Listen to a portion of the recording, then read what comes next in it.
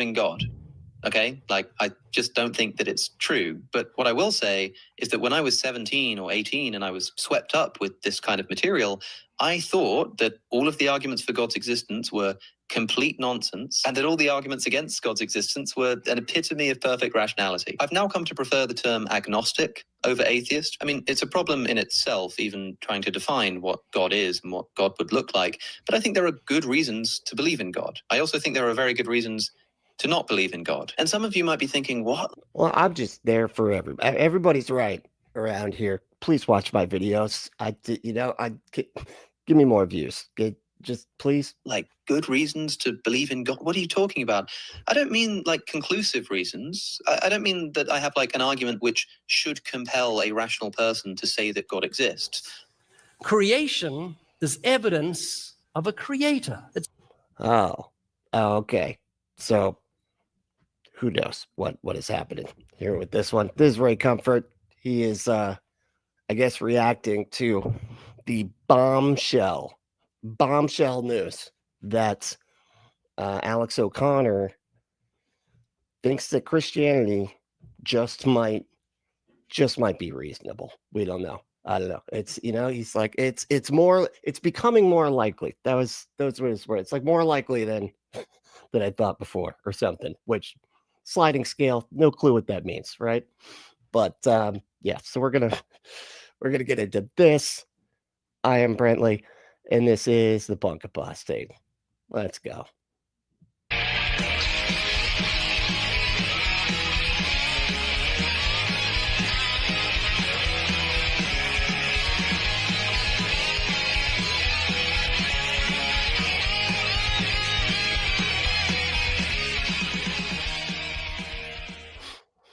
And yes, I am early. I apologize. I didn't realize I had a doctor's appointment today. And so I was like, and of course, my doctor's appointment was right at 4. I was like, no, maybe I can like make it work. No, it's at 4. It's like, shit.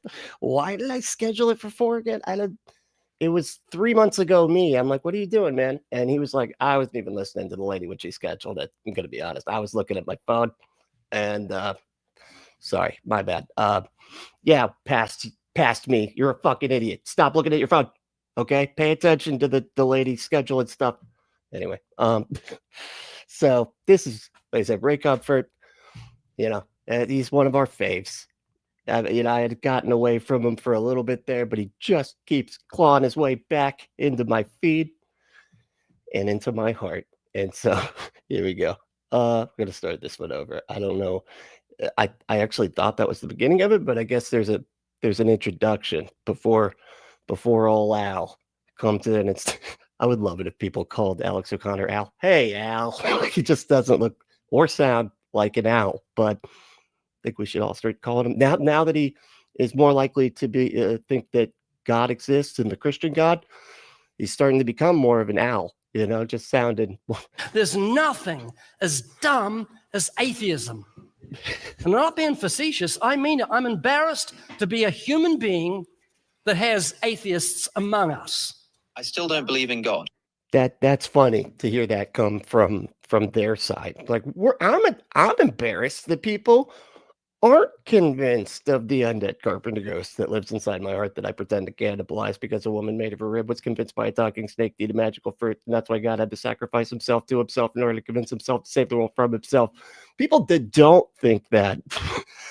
So crazy, I'm embarrassed. Like, why are we human? Like, how are we both humans? There's some, like, no, he's a, like, Cro-Magnon man or some stupid, for not thinking that stuff. Okay, like I just don't think that it's true. But what I will say is that when I was 17 or 18 and I was swept up with this kind of material, I thought that all of the arguments for God's existence were complete nonsense and that all the arguments against God's existence were an epitome of perfect rationality. I've now come to prefer the term agnostic over atheist. I mean, it's a problem in itself, even trying to define what God is and what God would look like. Oh, there we go. Okay, at least he got there a little bit, because I'm like, dude, when you're talking about the rationality of the belief in God, I feel like you have to at least bring up the fact that the concept of God is not ubiquitous, and that's sort of a problem because we're always only asked if we believe in one. And we're just like, oh, do you believe in a God? Do you believe in a God? Or like a set of gods, right? But it's not, it's like these things are just all over the place. It's not like there's just one. And as long, I guess, as if an atheist believes in one, well, then it's, then they're no longer an atheist, right? Of course, because then they're atheists. But like, it just seems strange when we're just not believing in something. They act like the thing we're not believing in is all the same. And it's like, it absolutely does not work like that. Everybody has their own interpretation of what they think a God is. And it's completely different from everybody else, it seems. Even people within their same religion. There'll be two people sitting next to each other at a Baptist church and have two completely different ideas about what that God is, should be, looks like, how this, sounds like, feels like, whatever. Completely different. But, it's all the same thing, I guess. But I think there are good reasons to believe in God. I also think there are very good reasons to not believe in God. And some of you might be thinking, what, like good reasons to believe in God? What are you talking about? I don't mean conclusive reasons. I don't mean that I have like an argument which should compel a rational person to say that God exists. Creation. Then what do you mean, man? Because I'm kind of confused here, Is evidence of a creator. It's scientifically impossible for nature to have made itself. And yeah, and I guess you could say that like rainbows are evidence of magic pots of gold that leprechauns are at, obviously. Okay, why do you think those rainbows are there? Because of the leprechauns who have the gold. Like, it's the rainbow is evidence of leprechauns. Okay, this is what the Bible says. Romans 1. This is what the book of leprechauns says. For the invisible things of him from the creation of the world are clearly seen, being understood. The invisible, you got to stop repeating this one verse that makes y'all sound idiotic. The invisible things are clearly seen. Well, I don't have to take anything else you say seriously, and I'm actually beginning to not take that thing that you had said seriously either. By the things that are made, even as eternal power and Godhead, so they are without excuse. The heavens declare the glory of God. And it's like, I like that too. It's like, so you're without excuse. Like, that's the whole point of that statement, is the invisible things that you can't see are clearly seen. So you're without excuse. And it's like, oh my God, you just, okay. First of all, fuck you. I don't need to make, I don't owe you an explanation for shit. Right? And don't you tell me I'm like having to make excuse. I'm not making excuses. I've given you reasons why what you're saying doesn't make any fucking sense. So, namely that you can't see invisible things. And you would think you would know that if you're talking to an all-knowing God, but I guess not. When we broke away from Britain, we didn't say, I got an idea. No, it was a declaration. Well, I think it started with an idea. The declaration came after, idea first, declaration later, but, And the Bible says the heavens declare, they make a declaration. They declare, the heavens declare, they do it. They shit from the rooftops. That's God's painting. Every sunrise, every sunset, the moon, the stars, all of that declares the glory of God. Declares. So every atheist knows in his heart of hearts there is a creator, and he's just like the prodigal son who's going to a far country to get away from God because he wants to do that which he knows is morally wrong. And that's exactly why you don't believe in Islam. You just don't want the requirement of having to get a special mat, having to pray on it 5 times a day. Too much praying. I get it. But that's the only reason you believe that the true God, which is Allah, isn't real, because you just don't want to do all that praying. All right? That's how you sound to us, buddy. You don't have to spend too much time trying to prove God's existence or prove the Bible is the word of God. If you try that route, you're going to have a bit of a problem. Yeah, because it's your arguments are awful, and there's just not any evidence, so it kind of makes it. Yeah, I agree, you're gonna run into some problems, dude. Let me tell you why. Okay. Let's say you're a skeptic and you don't believe in Noah's Ark, animals on the little ark. He's laughing. He's like, you don't believe in Noah's Ark. How do you not believe in that? Look at the cute cartoon. It's obvious. 2 of every animal. Why do you think they said 2? Because 1 can't have kids. It's obviously true. Arky, you really believe that stuff? And I'm able to convince you the ark was huge and the animals were small, and you only need 1 dog, male and female, for all the canine kind. And after a while you say, yeah, okay, I believe Noah built an ark. Now I got a problem. I have to try and convince you that Balaam's donkey talked with a man's voice. Oh boy, yeah. I like how he's going straight to my example. Why was it the man's voice thing? Was like, if it was a woman's voice, now that'd be pretty believable. Okay, because we know the donkeys basically sound just like women. I don't know. What if there was a non-binary sounding donkey? It'd be fine. I don't know. I don't know what the rules are as far as donkey voices go and believability. That Joshua spoke to the sun and made it stand still. That the children of Israel shouted and the walls of Jericho came tumbling down. That Samson killed 1,000 with a jawbone of a donkey. That Jesus walked on water. 101 other strange stories that are intellectually offensive to anyone with a proud heart. They're intellectually offensive. You're offended.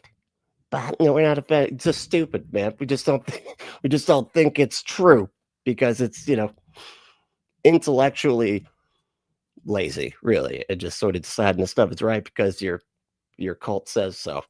No. Far better I do what Jesus said to do and go into all the world and preach the gospel to every creature. Why? Because the gospel is the power of God unto salvation. Why? When did he start getting all worked? It's the gospel. When did he start getting all worked up for his sermon? I guess I don't see him do a whole lot of sermons, right? Because this is a side of him I don't feel like I've seen, just shaking his fist. It's obvious that it's so clearly true. What the fuck is happening? Well, it changes the human heart, where God opens the eyes of the understanding, and we begin to understand when we're born again that God chose foolish things to confound the wise. What? Oh, I guess that's one of them foolish things that confound. Am I the wise in this scenario? Which am I, foolish or wise? I don't.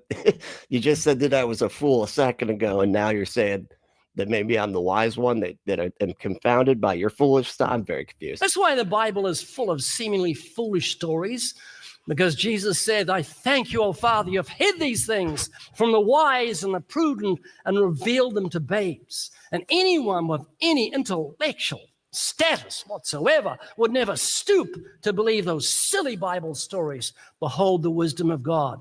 He resists the proud and gives grace to the humble. And the door of never stoop to believe such stupid things. Salvation is very, very low. Only the humble can get in.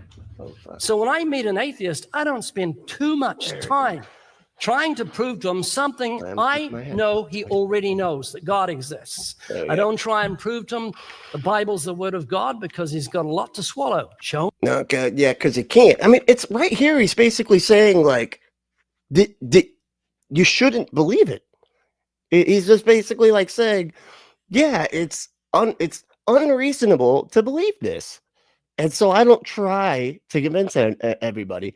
I emotionally manipulate everybody by making them feel like they're bad people, for thinking lusty thoughts, even though it's literally impossible not to, unless you're asexual, of course, and y'all, I see you and I hear you, but it doesn't really, but anyway, yeah, everybody else though has to think lusty thoughts without their consent, because that's how thinking works. And the whale or the big fish, stories like that. Are you kidding? The Pharisees said to Jesus, give us a sign. And Jesus said something very strange. He said, the Pharisees said to Jesus, give us a sign. I'm very pompous. I am. Because I'm being a Pharisee right now. That no sign will be given but the sign of Jonah being swallowed and spat out 3 days later. That's the gospel. That's the gospel. Jesus was swallowed by death and spat out 3 days later. And that's the sign human beings can get from God. They don't need a sign that God exists because we've got the heavens declaring his glory. We have a whole of creation screaming of his creative genius. No. Are you kidding me, man? Have you seen the stuff that's been created? It's not that great. I mean, some of it's pretty cool. And then, the rest of it, super not cool, right? So, I mean, you kind of got a balance of like awesome and super not awesome.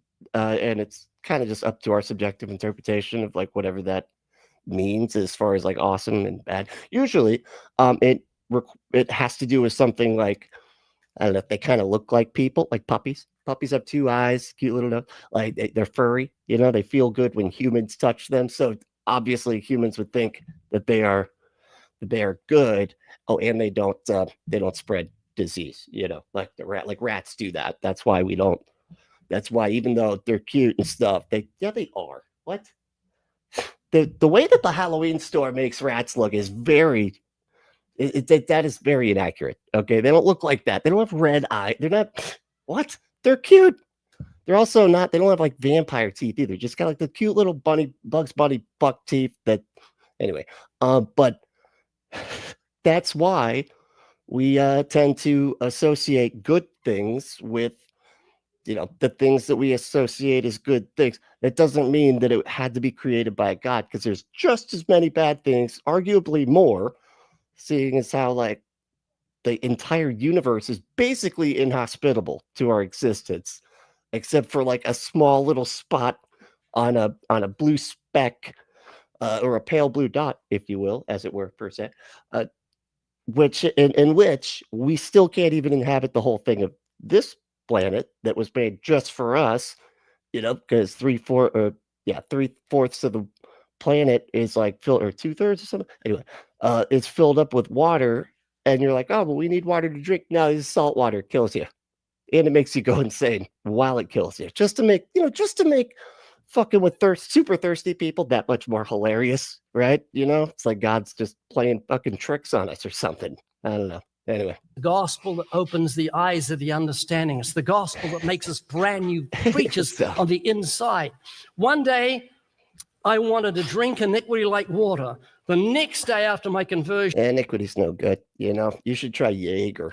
If you really like that black licorice taste, just leave the iniquity behind. Absinthe or Jaeger, much better than iniquity. I hungered and thirsted for righteousness.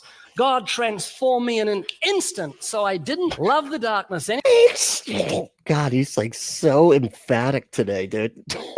What happened? He drank like 3 monsters before he got on stage there. Jesus Christ. Any longer, I love one of his friends is like messing with them and replaced his sugar that usually goes in his coffee with cocaine. So it's just, and then he's just sitting back going, oh man, like he's having a blast up there. Old Ray, never thought I'd see him coked out, and even less so on stage, Anyway, good prank. The light. I loved righteousness. I loved the God that gave me life, when for 22 years I didn't give him 1 second serious thought. And so it's the gospel. It's the power of God to salvation. It's the gospel we've been commanded to preach. And it's the gospel that's so often forgotten about because we don't see the agenda of the book of Acts. I thank God the disciples didn't stay in the upper room. Carpet it out. Get an air conditioning, pipe music, a little notice at the front tonight, 7 o'clock, all welcome. No, Jesus said, go into all the world and preach the gospel to every creature. Don't. I was very confused. That was odd. Okay. So they always have to have some like silly little thing that makes their sermon stand out, I guess. So they should carpet the upper room. But are you saying people shouldn't have churches? Because people have churches, right? And so that would be the carpeted area where people do go kneel at church, right? Don't stay within the church. Go into the world, because the world's not going to come to the church. They love the darkness, Then what do we have churches for? What the fuck? hate the light. Neither will they come to the light, lest their deeds be exposed. I say, you walk past a wooden house. It's 2 stories. And in the second story, there's a guy that's a night shift worker, and he's asleep. He does every afternoon. But you look down, the basement's on fire. He's going to be burned to death in 5 minutes. So what do you... Burned to death. They're like the worst kind of band. The to death kind. do? You throw a stone at his window. He comes to the window. He says, "What are you doing?" He says, "Your house is on fire." He says, "Just shut up. I'm tired. I'm going." Go fuck yourself trying to save me from my house. My house is fine, okay? That's just an ambiance, okay, that I set up. All right? Jeez, it's just an elaborate candle. Get over it. Back to bed. If you keep this up, I'm calling the police. And he slams the window shut. I said, "What are you going to do? This is a test of your Oh, it's just in the window. Yeah, okay. character. What are you going to do?" You don't think he could notice from the window? You don't think he'd be like smelling stuff by then or anything? You're just going to I'm just saying, I think this metaphor kind of breaks down. say, "Oh, I'll burn to death. I don't care." Or are you going to say, "Man, I'm going to keep throwing stones at that window. I'm going to smash that window. I'm going to bang on his door. I'm going to scream and shout." Because it's evidence of how much you care about that person. Maybe look for the evidence of the actual fire first. Let's do that. Okay, because you're talking about evidence as if you understand what the fuck that is. Specifically, how you were just saying how it's so unreasonable to believe in God because of not only the lack of evidence, but the evidence that the claims in the Bible are not true. Because you're saying you just listed off and then said how unbelievable all of the claims are in the Bible. And then you're like, so don't even bother trying to convince people, because it's so obviously not reasonable to believe. Jesus. And then you're talking about evidence and stuff. Like, provide evidence that your claims are true before you start pulling people out of burning buildings. Because basically what you're saying is that you're just going up to some rando's house and claiming their house is on fire without any evidence that is actually true, breaking his window, trying to drag him out. Now you're just committing crimes now. Now you're going to go to jail because there's no evidence of the thing that you're so worked up about. So that's the dilemma I've got. I said to this young man, I says, "Your house is on fire, you're asleep, and I don't want to just awaken you. I want to alarm you. So you run out of the house." So you run out of the house. Okay. Yeah. No, again, you want to alarm us to something that once you point to it, we're not alarmed by it because it's not fucking there. There's nothing there, man. Jesus. My God. Oh, Ray. God, Ray is funny, right? I don't know. I saw that one come up, and it was, look, the name, and I don't know if I introduced it, but said the main reason Ray Comfort, just say me. Don't do this wrestling fucking third person shit, you weirdo. Is embarrassed to be human. The main reason Ray Comfort, I mean, are you sure you're not just embarrassed to be Ray Comfort? Because of the Banana Man situation, which was quite embarrassing. It really was. It just, even I cringe at that one for you. But anyway, how's everything look? How's everybody doing? Does everything look okay? I had trouble with this the last time that I tried to do this dual shit, but seems like it might be working now but I haven't really looked through a bunch of the comments, so maybe it's not working. I don't know. Let's see who got here first. What's up? Doing all right? Let's see. Drusilla. Hell yeah. Probably one of my favorite listener, or viewer. I don't know. Listen, and she does both. But what's up, Drusilla? How you doing? So I've been there since the beginning. Always showing support. Love it. I said, did Kevin fuck up something? Yes, it was Kevin. God damn it. That's, made me late and everything. Look at the trees a second. What's going on? Oh, yeah. What up, gang? What up with you? Doing pretty good. Then we got Kelly. How we doing, Kelly? Detroit Atheist Queen, also known as Kelly, with an IE at the end, not a Y. not a Y, like that weirdo guy with the hippie, on the AC. I'm just kidding. He's fine. I actually like him a lot, but different spelling though. Is my point. Then we got Gretchen. What's up, Gretchen? Said need to put an anti-theist on your book. Well, I mean, okay, but I mean, doesn't that count as a subset of atheists? So you're saying that you would be a anti-theist instead of being an atheist? I thought you'd be like an anti-theist atheist. Like that's an adjective that describes somebody who is atheist. I mean, maybe I'm wrong, but that's what I would think. But yeah, I mean, I guess you could be an anti-theist atheist, which I guess I feel like atheism makes more and more sense as far as my particular position every time I think about it. So that's probably where I would go.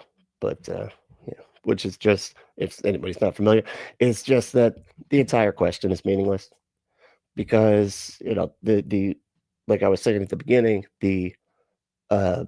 the definition of God is so unambiguous that it's kind of just like, what the hell is anybody even talking about? That's what makes like Ray Comfort's claims that much fucking weirder when he's just like, you just don't want to believe or whatever. And it's like, I don't even know what you think a God is for me to not believe in it, dude. And yet you're like, no, you know what it is so well that you don't like it. And that's why you don't want to believe. I'm like, who the fuck are you? I don't even know what?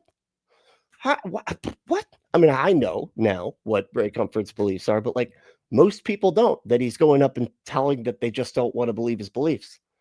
And they're like, dude, I don't even fucking know you. I don't even know what you think a God is. And yet somehow I'm choosing not to believe it because I'd rather sin or whatever the fuck.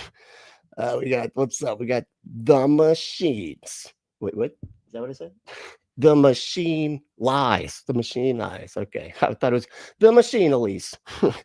Machine Elise. What are those? That sounds like a product that they probably sell on TikTok or something, that does some nifty life hack or something, Get your machine Elise today.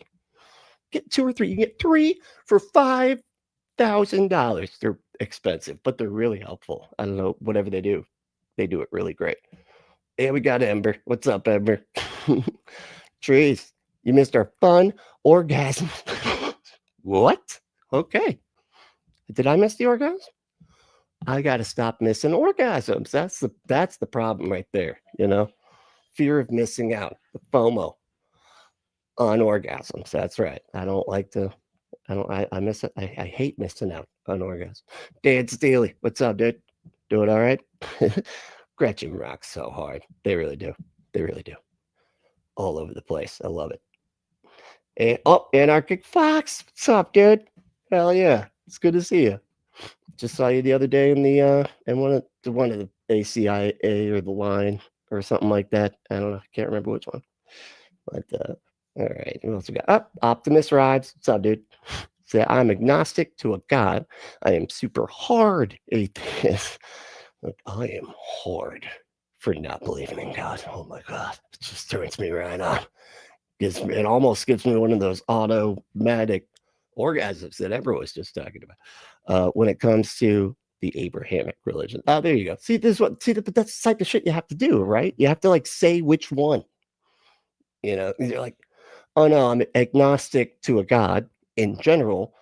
But when it comes to these gods that I'm very familiar with the characteristics that describe them, I'm a hard atheist. Like, I don't believe in those gods.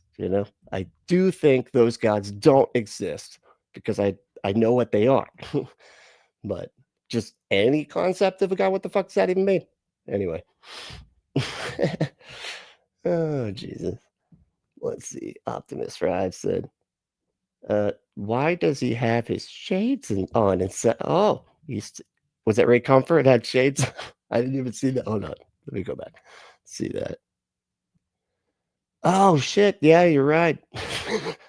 He's high, he's done. He's smoked some of the green meanie or whatever. I don't know what you call it. That's gotta be that's gotta be a strain or something, right? Hellbound. What's going on, dude? Hellbound and I were just hanging out with Dr. Ben on the trivia night Dr. Ben has these trivia nights that he puts on his members account. It's awesome. Got to go become a member, and then you can watch us play trivia. With John Gleason was there. It was awesome. Great time. Love it. Ember was there too. What am I talking about? Yeah. Hell yeah. Great time. All right. Here we go. Let me see what else we got here. I had another one, and I was going to make, and I still might. I don't know. It always is like a question in my mind. If I do something live, does that mean that I can't go back and do like a pre-recorded response to it with like different responses that are a little bit more thought out? I don't know. Shit, where'd it go? Did I lose it already? That's weird. Anyway, we did the Cliff and Number Serpents, which is super funny. Where'd it go? That's so weird. Anyway, don't matter. But check this out. And if you saw the actual Jake response to this one, I'm sorry, but take comfort in the fact that my response is going to be different. Lifestyle. But demonic present. Oh, wait, it's the wrong one. Shit. Nope. There's two. There it is. Demons can use social media to manipulate people's thinking and control their emotions. Why not? Yeah, let's check it out. So Three-Eye Atlas has two different demon ones from old Timmy, from little Timmy, the newsman, according to RM. But here we go. Written by an exorcist, and he compiled evidence from a bunch of Dan Steele. Did I say hey to Dan? I can't remember if I did. What's up, Dan? How you doing? different. Oh, and Snuggle Dungeon. Is that you're worm food, right? I feel like I say Snuggle Dungeon, right? Isn't Snuggle Dungeon also worm food? Don't you go by worm food? Anyway, you did see the Jake one. I know it because you literally I responded to Jake's video, and what I said out loud, Nikki noticed that you had said it in the fucking chat. You're like, oh yeah, there it is right there. We were talking about the Gnosticism thing. It was like, no, that's Gnosticism. That came up, worm food. It's like, oh, that's she's like, oh, look, it's in the chat. And I'm like, I know them. Oh my God. Sources, different exorcists he talked to, exorcisms he'd been involved in. And one thing he said was that it was commonly found that in homes, schools, different locations that there was some demonic presence in. Homeschools? Those are what? I don't I was homeschooled, but I don't think that's what he was talking about. There was virtually always a demon perched on the primary chair in front of the television. What? Where? How did you see that? You saw that? Where did he just start out talking? I'm sorry, I already got to go back. Does he just start out just saying this stuff? I was reading something, and this was written. Oh, he was reading something. Oh, okay. So that's good. Just to get the sourcing there. By an exorcist, and he compiled evidence from a bunch of different sources, different exorcists he talked to, exorcisms he'd been involved in. And one thing he said was that it was commonly found that in homes, schools, different locations that there was some demonic presence in, there was virtually always a demon perched on the primary chair in front of the television. Okay. So based on, I guess, this person who we don't know who the hell they are, but they also compiled a bunch of evidence. We don't know if it's actually evidence or not, from a bunch of people. We don't know who the hell they are. And they said, they had it on high authority, that is the person that we don't know who the hell they are, that there's always a fucking demon on just watching TV, just lazy ass, probably a millennial. It's probably a millennial demon just eating Cheetos, covered in Cheeto dust. Watch TV. Now, this was this exorcist's experience, but I'm curious to hear your thoughts on mass media, television, the internet, and the relationship between that and the demonic, the way the demons can use it. I mean, that might have been his experience. I don't know if I would necessarily I would go that far myself to say. And this guy is Father Turtle. I don't know. I'm getting Turtle from him. You know, he looks like he's Mitch McConnell and the turtley. I'm not turtley enough to get in the Turtle Club character that Dana Carvey played in Masters of Disguise. They got together, had a kid, pop that dude out. Say that I'm not saying that he's. I'm not. And to be clear, I'm not Yeah. saying he said it 100% of the time, but that it was Yeah. a very common thing, that there was some relationship Yeah. between the demon and the television. Well, the fact of the matter is that what demons ultimately want to do is to control our patterns of thinking, because from there our choices are going to flow. So they want to do that, and so that means that they are going to do everything they can to be in control of the various means of media. This is what. So two observations about that. That's why you tend to see the media. Hold on a second. Are they saying that Christian nationalists are demons? Because I feel like they're just describing Christian nationalists, but they act like they're describing demons, which aren't real, but Christian nationalists are. Media, at a certain point, you're just like, I got to turn these people off because it's constantly lying to me. Yep. It's Yeah, just again, with the Christian nationalists, they're just talking about the right-wing conservative Christian nationalist agenda. I think that has something to do with some like mountains or something, and they got to climb one of the 7 mountains to get to the top of the mother mountain. I don't know. It's a whole. It's like a Pilgrim's Progress thing or something about climbing mountains. I'm not really sure. So, and you'll see that, and so there's this constant manipulation, constant social engineering they're trying to do, constantly trying to manipulate people, and that's Religion, the religious right. You just keep on describing the religious right. It's kind of amazing, and they also use stuff like bigotry, racism, conspiracy thought, fear of power. All that type of shit, just fear in general, right? Fear, anger, you name it. They use all that stuff to get power. I think is diabolic in the broad sense, because that's the way demons want to control that. And I think the demons actually control a lot of the people that are involved in those, not through possession necessarily, but through various other means. It's not the possession, but tangentially, they control them. Sort of. This is also why, too, which you might have experienced yourself, anytime you're on the side of the good, the demons are going to be messing with your work ability, even in the context of the media. So, or they'll block it. So that's, just, hey, everybody out there, are you not able to get stuff done because you think it's ADHD, but it just turns out that you're good and demons distracting you constant, or something that you think, this is something that should really get out there, and all of a sudden there's nobody watching it, etc. So that all being said, they want to control the sources of information, just like communists want to control the sources of information, etc. Because from that, communists, how do we, sidestep over to communist shit somehow, which is amazing, given that, like, was it the communists that has the Department of War that said that they will only allow media in the room or whatever as long as they can check out every single report and then approve it. And everybody's like, fuck off, we're out of here, dude. Fuck you. And that's an extremely capitalist Department of War guy, what the fuck is he called? I'm like, I want to call him a general. He's not a general, though. That's not his thing. He's just the secretary, which is just kind of funny that he's called a secretary. The secretary of the Department of War, right? Isn't that what he's called? they can control you. Well, I just want to mention He just does officey types of things.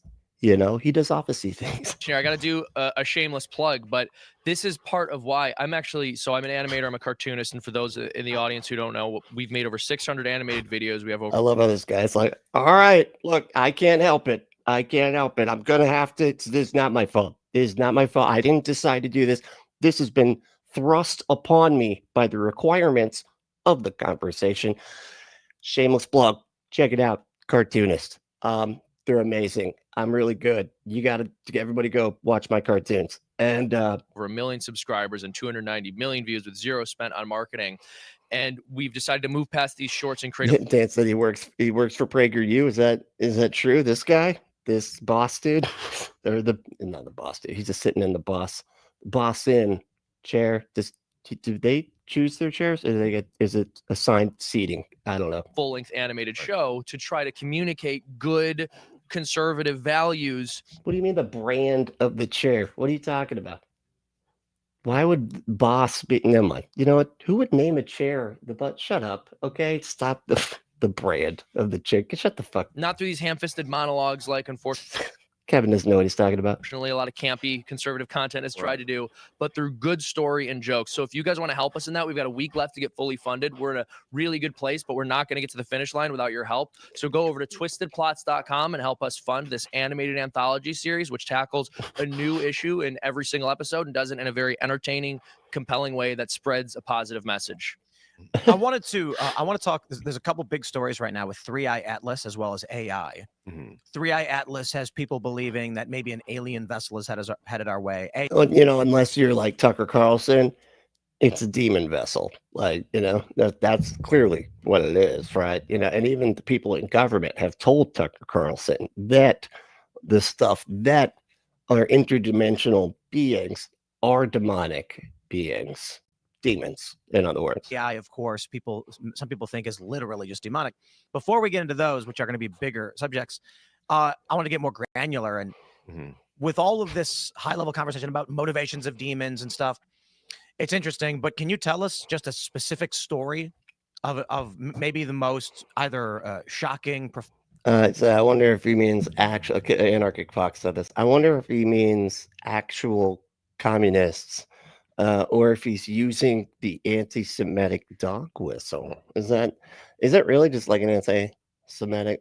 I mean, that would make sense to me that, you know, they're so obsessive against communists, which is so funny to me because it's like the stuff that they usually describe as making communism bad. You're like, why is communism bad? And they're like, because it removes everybody's autonomy and stuff. And it's like this authoritarian regime. When they got like secret police that are just putting people away and just you know throwing them out of the country without any due process. You're just describing the Trump administration, like all the things that they say communists do, Trump is doing. So it's just kind of weird. Found or impactful exorcism that you've experienced or performed? Yeah, I mean the preternatural signs that you tend to see are they're all part of the show, Best right? liar. They're just showmen. They're just it's parlor tricks. So I don't pay too much attention to that. But usually what you find is that it's the stuff that comes out underneath all of that the demons will actually talk about. So I tend to that the demons will actually talk about. What? Hold on, I gotta say it. Is he talking about like the people that pretend to get demons out of people's brains? They're like, that's parlor tricks. Like, and usually parlor tricks are supposed to actually be some kind of a trick, right? Like, it's not just you can't just show up and like, all right, when I touch you, you scream. And like, get it? That's a trick, right? Like, everybody's gonna be like, whoa, no, it's not even a fucking card trick, dude. At least like guess their card or something. It's parlor tricks, so I don't pay too much attention to that. But usually what you find is that it's the stuff that comes out underneath all of that the demons will actually talk about. So that the demons will actually talk about the stuff that comes out under.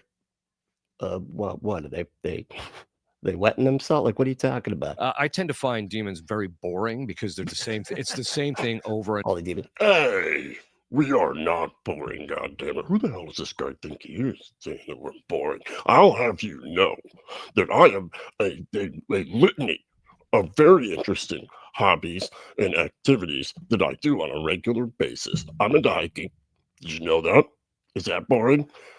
Okay, well, that's one of the more boring hobbies that I'm into. But I am also into, get ready for this one, kayaking. Also pretty boring. Look, all right, goddammit, look. over and over again. And I've been doing this for 18 years. So after a while, you're just like, you know, I tell people it's like being on the receiving end of a sewer pipe. After a while, it gets a little old. Yeah. Right? That's all the stuff that's coming out underneath. It's the sewer pipe just shit everywhere. But You never see that in the exorcism movies. You never see No, guys you just don't. bored about the demons. yeah, I mean, Maybe we'll have to do an episode on that at some point. and it's a- bored exorcist. and it's a grind. I mean, it's day after day you're doing that. No, you gotta watch the actual exorcists, like that Bob Larson guy. He gets bored quick too. He's just like, oh my God. And he just starts reciting stuff. He's like looking at his phone. Yeah, no, the Christ compels you. That's all. Oh my God, that's crazy. Trump did a thing again. Well, now he's flip-flopping. Now he does want them released. This is ridiculous. And no, yeah, power of Christ, all that stuff. Could you get some oil on this guy? Oh my God, what is happening? Stuff, right? So, but once in a while, just like in a sewer pipe, a woman will lose her wedding ring and it comes floating down the sewer pipe. So you get these little gems now and then, right? So in doing this line of work, I mean, it's not my chosen line of work, but this is you get these little gems. Well, one of those was, What the hell? I love all the little side tangents he kind of goes up. Well, I actually didn't choose to be a priest, so that's they anyway. No, not gonna address that at all. We're just moving on. Sometimes the wedding ring is a gem that is in a sewer pipe of shit. I'm making a point. in a case that I'm actually working on right now, where this demon had a particular beef with Our Lady, and God's What's up, K Babbles? How you doing, K Babbles 8? What's up? I'm just gonna call you K. Is that maybe KP? chosen will and relationship to Our Lady, and he basically, what came out was this, is that every single person in the end, if you're going to go to heaven, ultimately has to sacrifice things, because St. Paul says God is all in all. So if we're going to be in heaven, we're not going to be interested in what we have here or anything like that. It's only going to be him, because all these things are good only because they have some semblance of him. But when you see him, he's so good. He is goodness itself. So you're going to be completely enthralled. What the fuck is happening? Is anybody following any of this? Like, what? Hold on. I feel like I got to hear it again because, and I'm sorry. We're going to hear the nothing twice. So that'll be 0 + 0 = what? That's hopefully 1 this time. With that. So that means that on a certain level, there has to be, at a certain stage in a person's either life or before they see him, there has to be a willingness to put aside all other things. There has to be a willingness to put aside all other things. Okay. And to see him. Now, in parlance, we just call that sacrifice. You have to be willing to sacrifice these lesser things in order to gain this greater good. And we do this all the time in relationship to, in order to put this podcast out, there's all sorts of lesser goods you have to put aside in order to achieve this greater good, right? So this is something that we do all the time. Well, Okay. The demons, that they wanted some perfection, this lesser good, but they had to be willing to let loose of that in order to attain this greater good. Now, as I mentioned before, they only had one choice, and then I thought demons didn't want to be good. It sounds like you're putting some motivation on these things that is kind of the opposite of what I thought their motivations were supposed to be, according to your beliefs. after that, they're locked in. Well, But they got to make sacrifices. The demons, they got to make sacrifices. So just to get to the greater good. beef with Our Lady was, he said that she sacrificed herself her entire life over and over and over again and never once counted the personal cost. And he said, that's why I rejected God's plan, because I only got to sacrifice once. And I knew it did not matter how hard I sacrificed in that one thing. Got to sacrifice extra hard. What the fuck is any of this, dude? Like, what do you even like? None of this actually means anything. Like, I don't understand how anybody could be taking anything away from anything he's saying right now. I would never attain what she did through the virtue. Who's Our Lady, dude? Like, what is Mary? Okay, I'm sorry. I don't understand. That she would attain through that perpetual sacrificing. And so I often tell people the most beautiful thing. So that was one of the things that I started to reflect on. And then later in the process, I was saying Mass, and anytime he would manifest during Mass, because the woman would attend the Mass and receive communion before we'd actually start the sessions. I know he's talking about a specific woman, not Mary, different one. Anytime he would manifest before Mass was finished, I realized, okay, God's told him he's got to tell me something, because this is these patterns, because they're very consistent. Even though we tend to think they kind of maraud and act randomly, no, they're very consistent in the way their behavior. So after the mass, I started the session and I said, he told you have to tell me something, didn't he? He was so angry because by this time he's manifested, which means he's morphed. And this woman's like, He's morphing out, dude. He's just turning in. His face is giant. Teeth are huge. Like, you know, he's got the Jeepers Creepers wings just coming out of his jacket. like a man at this stage. He was so angry he wouldn't even look at me. So I said, "Shut up." You shut up. Shut up, man. You shut up. Telling me to shut up. Are not permitted to talk. Now, there's two reasons I did that. One is I want to. Why'd you ask him a question, dude? I love that. He like asked him, he's like, God told you to tell me something, right? Shut your face. No, don't fucking answer that. I know I asked a question, but now I'm making a statement, and that is shut the fuck up. Maximize his pain. He's one of these. This particular demon is one of those where if you try and ask a question right off the bat, he'll hold out and hold out and hold out. Whereas if you beat him brutally for a while, it softens him up, and then as soon as you're allow him to talk, then he'll talk. And when you say beat him brutally, just for the audience, what does that mean? That means you're saying prayers and making him reflect on certain things, and etc. The only reason I wanted to flag it is because some number of people who have seen too many movies are going to go, "This priest is beating people when they say they're possessed." No, I wanted to take that ammunition from them. No, that's true. Yeah, no, it's a series of prayers and certain things that you do, reflections that you make him drag him through, and which is painful for him because it's contrary to his will. Okay, this is such utter nonsense. So basically, he's like, I talk words at another person and just claim there's a magical thing happened. Like, they just sound like little kids, you know. I swear, I feel like a lot of these people would have they just needed to play some D&D when they were growing up, you know, get it out of their system, just get to make up shit, have fun doing it.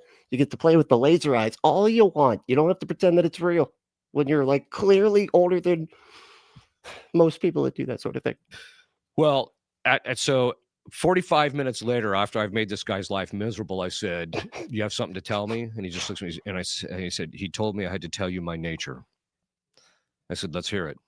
And he said, I had to tell you my nature. He's like, "Let's hear it." All right. So it turns out my nature is as follows. I convinced people that they cannot be separated from the particular good. Now, when he said that, look at his face. Well, that's a cryptic thing to say. No, I'm gonna get it. I'm gonna get there. I'm gonna figure it out. Oh yeah, I can do this. This is a puzzle. This is a puzzler right here. I stepped back and I said, "That's a whopper," because he knew I knew exactly what that meant. What does that mean? In every sacrifice, You wanna break that down? Because you have to turn away from a particular or a lesser good in order to achieve a greater good. And what he does is he spends all his time convincing people, no, you can't let loose of that lesser good. Wow. You have to hold on to that. And wow. Wow, this is huge. This is huge, man. This is a major breakthrough right there. That's just, man, how did you figure this out? the result, they don't pursue the greater things in life. Wow. And so, and he said, Dude, and then after that, this was very interesting. After that, he said, "That's how I took out your country. That's how I took out Adam and Eve. That's how I'm taking out your church." Oh, it's the devil then. You're talking to the devil, the main one. And the way that the devil, he's telling you, first of all, the father of lies, is honestly telling you his method or whatever, which is getting people to not leave the good because you got to sacrifice the good to get to the greater good. And so Satan is just like, no, keep with the good. Don't ever sacrifice that. And that's his big, brilliant master plan. That's how I keep people in spiritual mediocrity. And he just goes down this list. And I'm like, there it is. There it is. Wow. Yeah. So that's one of those gems that floats by. And so it's helped me because then I realized, because as an exorcist, a comfortable life would be a lot better thing than I'm dealing with now. Yeah, of course. But I realized, not being on like a show with like millions of subscribers or anything, probably getting paid a shitload for this or anything, No, you should have had a light. You should have worked in a factory or something, just boxing up auto parts or something. That's a lesser good. Well, and speaking of that, you mentioned that this isn't your chosen line of work. My understanding is that you don't choose to be an exorcist. You're That's essentially right. made one. So can you talk a little Yeah, exactly. He said, Anarchic Fox said this guy went to the Peterson Academy online exorcism course. Is that something that he actually offers? Because that would make a lot of sense. I would actually, and it would almost be worth it to like pay for that specific course and then live stream it. I think that could be really funny. a little bit about that? I hear he's not doing well. Has anybody else heard this? I hear he's like sick or something, or he's like beyond sick, like he's like really sick or something. Yeah, have you all heard this? That Peterson is like not doing great. Yeah, so usually basically what happens is that when cases arise, they come to the knowledge of the chancery, which is run by the bishop, and then he chooses a priest to undergo formation in order to become an exorcist, and then he becomes the exorcist for the diocese. So it's not like there's a bunch of guys going out there going, I'm going to be an exorcist and this is going to be my job. Part of the reason it's important to point that out too is because I almost wouldn't trust someone who wanted to become an exorcist, wanted that to be their career path. And so it's really important that the church just kind of picks people and says, you're the guy who has to do this. Is there a That is really funny. I don't want somebody that wants to be an exorcist. You know why?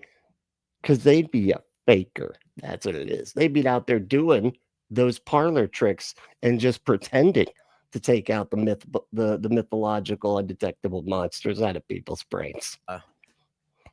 Is there a possibility of like a reverse exorcist? Like someone who a reverse? Why did you say reverse? The emphasis on the word reverse was weird. Hold on, let's hear that again. Church just kind of picks people and says, Is you're there the a guy who has to do this. reverse? is there Sounds like you're talking about doing the same verse again, you know, in like a song. And here now it's coming to reverse. is there a possibility of like a reverse exorcist? Like someone who, let's just say, hates the church and wants the demons and wants the destruction and then seeks to get people possessed? That'd be a witch, or a whorelock. You know, that's what. Oh, it's not pronounced that way. Well, oh, those are different. I'm sorry, those are different. Those are what I have good times with. You know, with the whips and handcuffs and chains and stuff. Anyway, but the whorelock, they lock you up and then do things anyway. But no, yeah, that's just be a witch or a warlock, right? Oh yeah, that's all the time. It's when people curse other people. So anyone could do it. Anyone can do it. Anybody can do the demon thing. Yeah, of course it is. This is, in fact, this is one of the reasons why. Don't do it. Yeah, this is actually one of the reasons. You take this demon, take it. Well, cursing or doing, well, the technical word is malefice, which comes from Latin words malus facere, which is to do evil against people. And there's various. What was it? Malus flatulence? What? The malleable flatulence? I didn't. What? Hold on. Yeah, this is actually one of the reasons why cursing or doing, well, the technical word is malefice, which comes from Latin words malus facere, which is to do evil against people. Malaflife. Okay, I don't know. I'm not going back again. People, and there's various ways that can be done. There's rituals, which is some kinds of curses. So wait. Sorry, just to interrupt, but like witches? Yeah, exactly. Thanks. He's like, that's what you were supposed to say when I asked that question. I feel like there's an obvious answer there. You're being weird about it. Okay, going off to this malleable flatulence thing, whatever the fuck. And we still haven't talked about witches yet.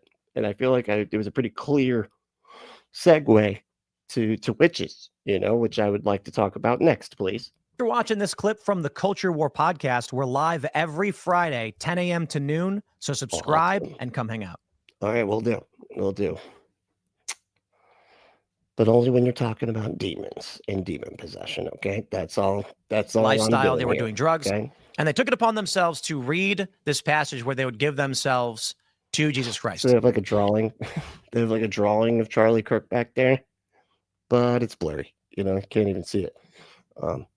And it's, yeah, but it's not even really framed. It looks like it's just drawn on some kind of dry erase board or something, you know. That's what it anyway. And they did, and it resulted in them having a anxiety attack, shaking violently, and they thought, and this guy said he was going to die. He thought he was going to die, and his girlfriend was worried about him, and he was like falling on the ground and shaking. And I'm like, well, that sounds real crazy. But I'm like, I wonder if it does look like a police sketch of Kirk, doesn't it? Right? It's weird. It's just an odd choice. Like it's actually just a bunch of odd choices, all just wrapped up into one whiteboard. This one dry erase whiteboard. he was possessed, you know.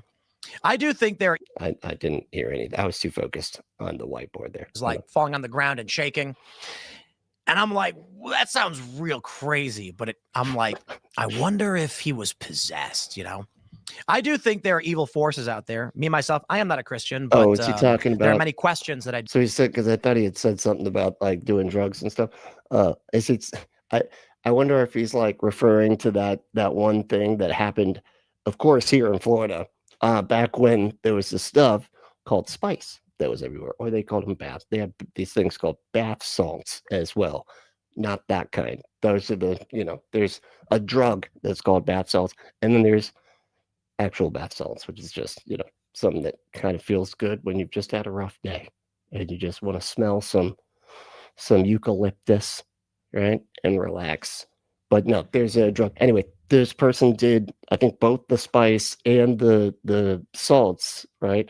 And they started eating people's faces, literally. They actually, like, the police showed up, saw this person eating somebody else's face, and they had to pull him off of this other person. Cops like all vomited and stuff. Like, they're like utterly disgusting. But yeah, it was a big story at the time, and I remember thinking, this is it. It's the zombie. Who would have thought that the zombie apocalypse would be a bunch of homeless people doing drugs? Like, be like just a bunch of poor people that don't have access to real drugs, so they have to misuse things that are sold in department stores, and now they're zombies. It's like, where's that movie at? do have, and a lot of people have brought this up.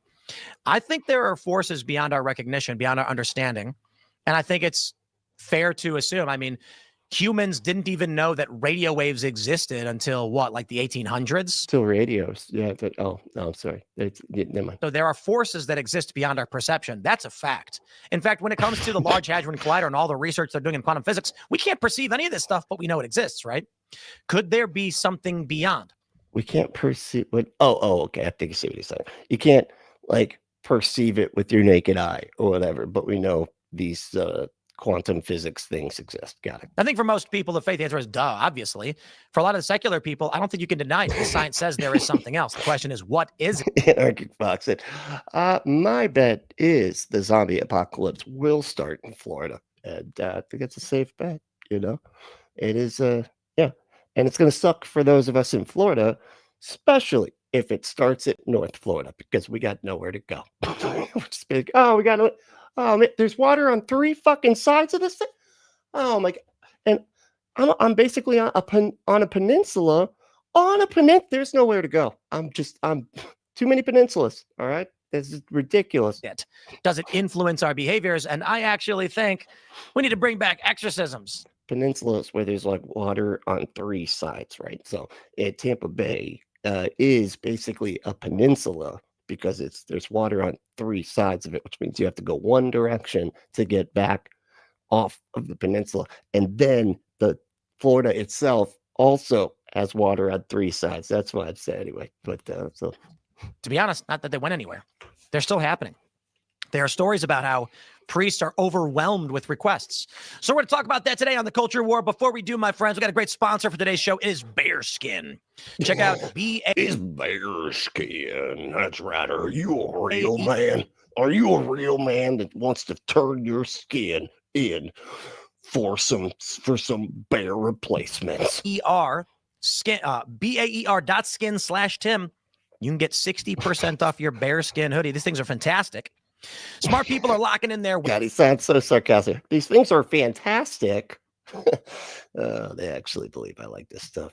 Obviously hate it. Anyway. Winter gear right now. The temperature's starting to go down. Hands down, it's the best time to prep for the coming winter. No, I thought that, but Florida. So it's back to the 80s. I know. fucking sucks. It's like 1 second, you're out freezing, having a nice fire. Literally the next day, hot as fuck out. It's absurd. It's ridiculous. For months, Bearskin is running a Hate it. 60% off deal right now, but only if you get it your hoodie early. Hoodie's built like a tank. 340 GSM micro fleece, 10 pockets, clean, rugged fit, looks awesome. Plus, it zips right into the heavy. Ember said, I should have Ryan teach me, Ryan Coltastic, by the way. I should have Ryan teach me how to make up on a beard, then wear my winter beanie on a show.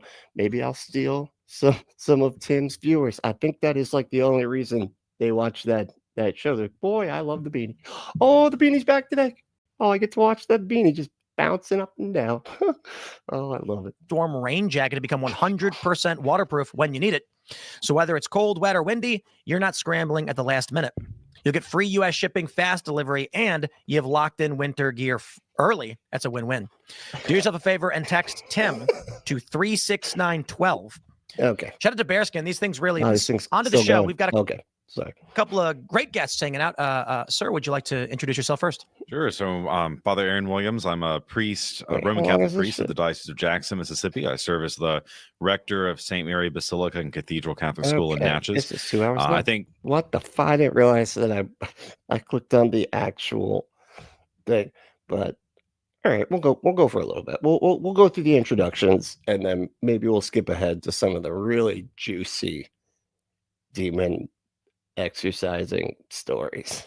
part of why I'm competent to speak about this. I recently served as a consultant for a movie on exorcisms called The Ritual, starring Al Pacino, and then my academic background is I'm working on a PhD in liturgy, so in Catholic ritual. So I'm competent to speak about how the church acts in these moments. But I appreciate the invitation to be with you today. Absolutely. It's funny. This movie's It's so weird when they're just like saying they're competent about this stuff. What is this like? Yeah, I'm competent about unicorns. I was, I was head consultant on this movie called Death of a Unicorn, starring Paul Rudd. He's a Marvel character. Ant-Man. You ever heard of that? Yeah, thought so. Anyway, I was a consultant on the unicorn movie. And so you're going to say I'm a bit competent when it comes to unicorns, out already. It did. It came out at the end of May. It's on Oh, wow. Amazon Prime now. The Ritual. Interesting. Ooh, horror film. I want to watch that one. We got another gentleman hanging out with us. Yeah. Hi. He's like, cool, a horror film. That is awesome, man. I love those. Anyway, can you just pipe down? All right, we got another person here that we're talking to. Somebody that just broke out of prison, apparently. Hi. My name is Shane Smith. I'm a comedian by trade, but I also am a former leftist podcaster and all-around degenerate Satanist who ended up converting to Catholicism. And so now I spend a lot of my time. So you went from Satanism to Satanism. Big surprise, I mean, from Satanist to Catholic, what is even the difference, really, doing comedy, but also spreading the gospel in any way, shape, or form I can. So I am uniquely qualified. Like, I have a PhD in outright lies. So respect my competence, okay? To be here because I have also experienced many dark and nefarious things and also the light. So pretty good, Con. Right. And also the light stuff too. I did, I've been on both sides of the force, okay? I've been a Sith, and then now I'm enjoying my life as a Jedi. On. We also have Tate hanging out. What's up, guys? Tate Brown here. I'm inquisitive Protestant, so I'm excited to get an expert on the situation. We were hoping to get Ian here. Just does not fit. It doesn't fit. You got like the full on Catholic priest dude, with the neck. What are those called? The neck buckle. I don't even know what I know it's not a buckle, but it feels like a buckle of some sort. But the father neck thing. Anyway, and then you got somebody who claims to be a comedian by trade, but is an ex-Satanist, like they always are, who is now just a regular Catholic. I'm not really sure, but he's had involved, he understands things because he used to be a Satanist. Anyway, just seems like, and then that nerdy guy. Anyway, I'm just a Protestant. that's all. Anyway, I'm very inquisitive. But he is unfortunately sick, and only because he'd be like freaking out and saying crazy things at the same time. But I guess we'll start with the first question. Is demonic possession I mean, it'd be probably better than starting with the last question. You know, it just seems odd. real? Yeah, I mean, Is possession real? Is that really what you just asked to this exorcist and Catholic and inquisitive Protestant? you know, you mentioned earlier, right? Priests get calls all the time, and I'll be honest, right? I mean, the majority of calls, the overwhelming majority of calls we get, it's usually someone they're struggling with something, right? They're dealing with a mental issue or someone. Hell yeah! Hey, that's awesome. Kelly just became a member. Hell yeah! Well, let me go to the newest comment. Oh, that's awesome. Oh yeah, well, did it twice for some reason. That's okay. Yeah, Detroit Atheist Queen, Kelly, how you doing? Thank you so much. Appreciate that. It's a member of Handcuffs and Lube, which is kind of a sub.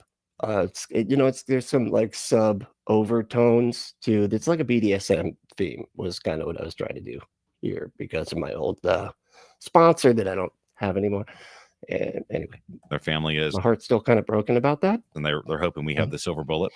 But what I will say is, Loads of credibility on this panel here. recently in the United States, we have seen a rise in demonic activity, and situations where the church will go and investigate, and we determine that there's not another medical or psychological explanation, and so the church can be involved.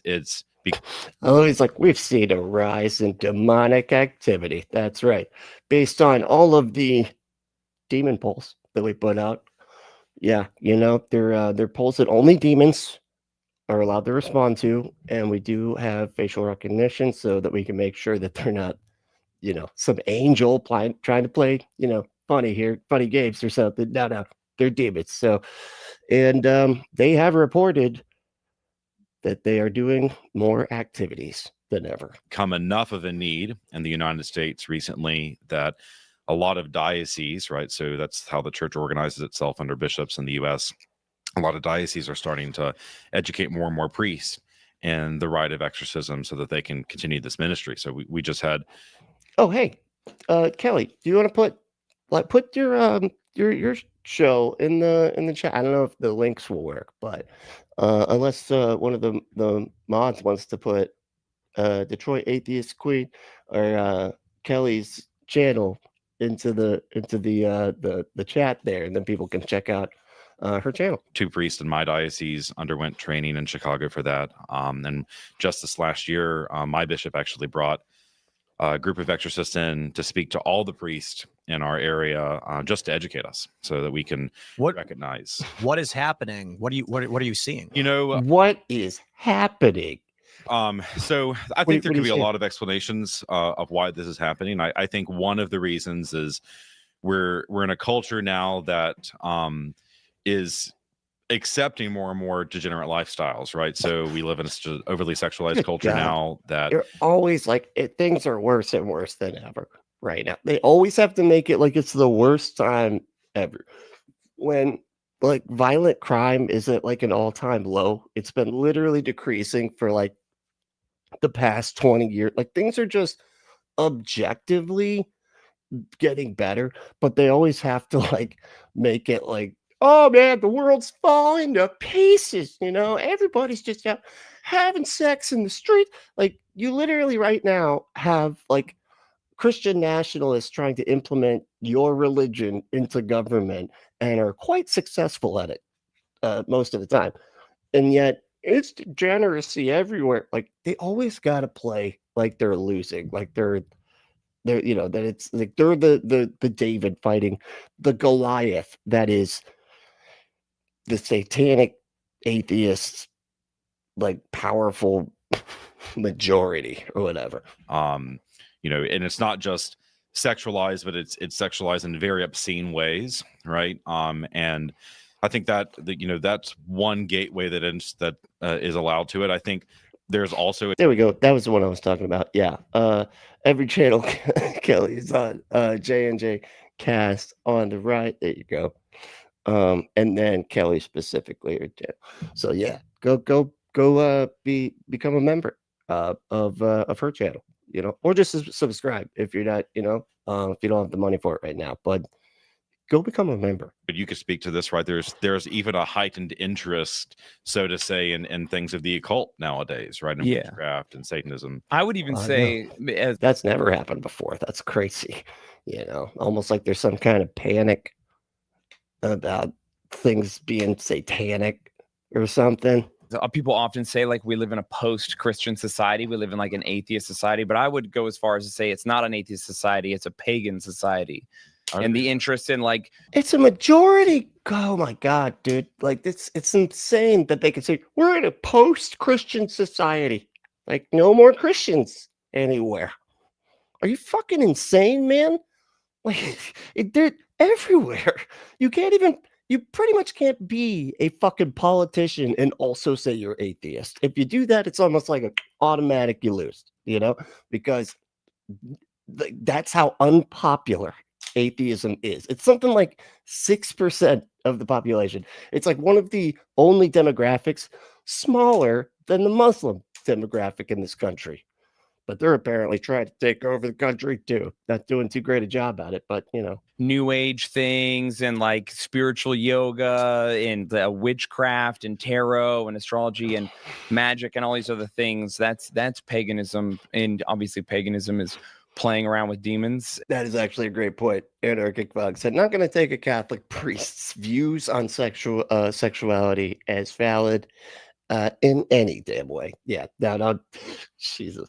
Like, everybody is a sexual deviant out there. Not me, not us. We don't do that. That's not a thing. Okay, well, I'm not a criminal. All right, we don't do the stuff that you're thinking. That I can tell that you're just, the way that your face is looking at me right now, you're looking like you're thinking about the things that I definitely don't do. I don't do that. Okay, start singing the song like Frank in It's Always Sunny in Philadelphia, and opening yourself up to spiritual things you don't understand. So that's like wildly pervasive in culture. I mean, 4 out of every 5 girls. What's going on, dude? Hey, oh, you're back. You were already here. Why am I announcing? What am I? You meet on Tinder have a crystal. God damn it, Kevin! Why'd you make me do that? Why didn't you? Well, could you stop me? When you could tell I was about to do that, and then you just let me fucking under their bed or whatever, Yeah. They have a shoebox with a freaking voodoo doll in it or whatever, and they're reading The Secret and doing all sorts of weird, like, pseudo magical things that are very insidious and the pseudo magical things, as opposed to the genuine magical things that do exist. open yourself up to, like, who knows what. I mean, I remember when I was little, Okay. right? I mean, you could see your horoscope in the newspaper, but people just did that for fun, right? It wasn't really something that people a lot of believe. Now you go on Snapchat, right, and they're going to tell you your astrology sign on Snapchat when you meet someone, right? I mean, we've reached that level of sort of paganism and culture today. Does he think the platform, like, first of all, yeah, the people did believe it. Like, I know people that would literally base how their day would go on, like, what their horoscope said that day. They're like, I don't know. I got to make sure I'm not going to die in a fire of a car crash, because otherwise I'm not leaving the house. Oh no, it just says that a secret crush will announce itself. Well, that's nice. Except that I'm married. That could end. It doesn't say anything about it ending my marriage. Shit. Well, anyway, keep an eye out for that, I guess. Yeah, what's that app? There's an app when I was a single person that women would make you download to see if you're compatible. It's like it's like about your sign or whatever, and they take it so seriously. It's insane. I can't remember what it's called. Dude, you're here talking to a fucking exorcist, man. And you want to be like, but those astrology weirdos, man, they take it so serious, Do they wear dresses and have hats that are like 6 feet fucking tall and wear like golden laced robes and shit? Because that seems like that's something that's taking something silly a bit too serious. Which is probably good. But in terms of the new training and the increase in requests for exorcisms, Are you seeing things like what are you seeing that's unexplainable or that defies? So the things that the church normally is going to look for, does this person have knowledge of something they shouldn't have knowledge of? You have someone who couldn't speak Spanish before, but now they can, or They always do the fucking language thing. It's like that's the one magic trick, apparently, that the demons do. They're like, well, I can say a language that I don't know. And half the time, I think that's only convincing to people that don't know that other language, and it's just somebody pretending to do a demon whilst doing a very offensive impression of another language. And that's it. They're like, whoa, that is incredible. That's got to be a real demon in there. That's for sure. You have an 80-year-old woman that, now she can lift 50 pounds, right? It's never like Hulk level. It's not like what you see in the movies, but something. 50 pounds. My God. Wow. How did she even do that? That's incredible.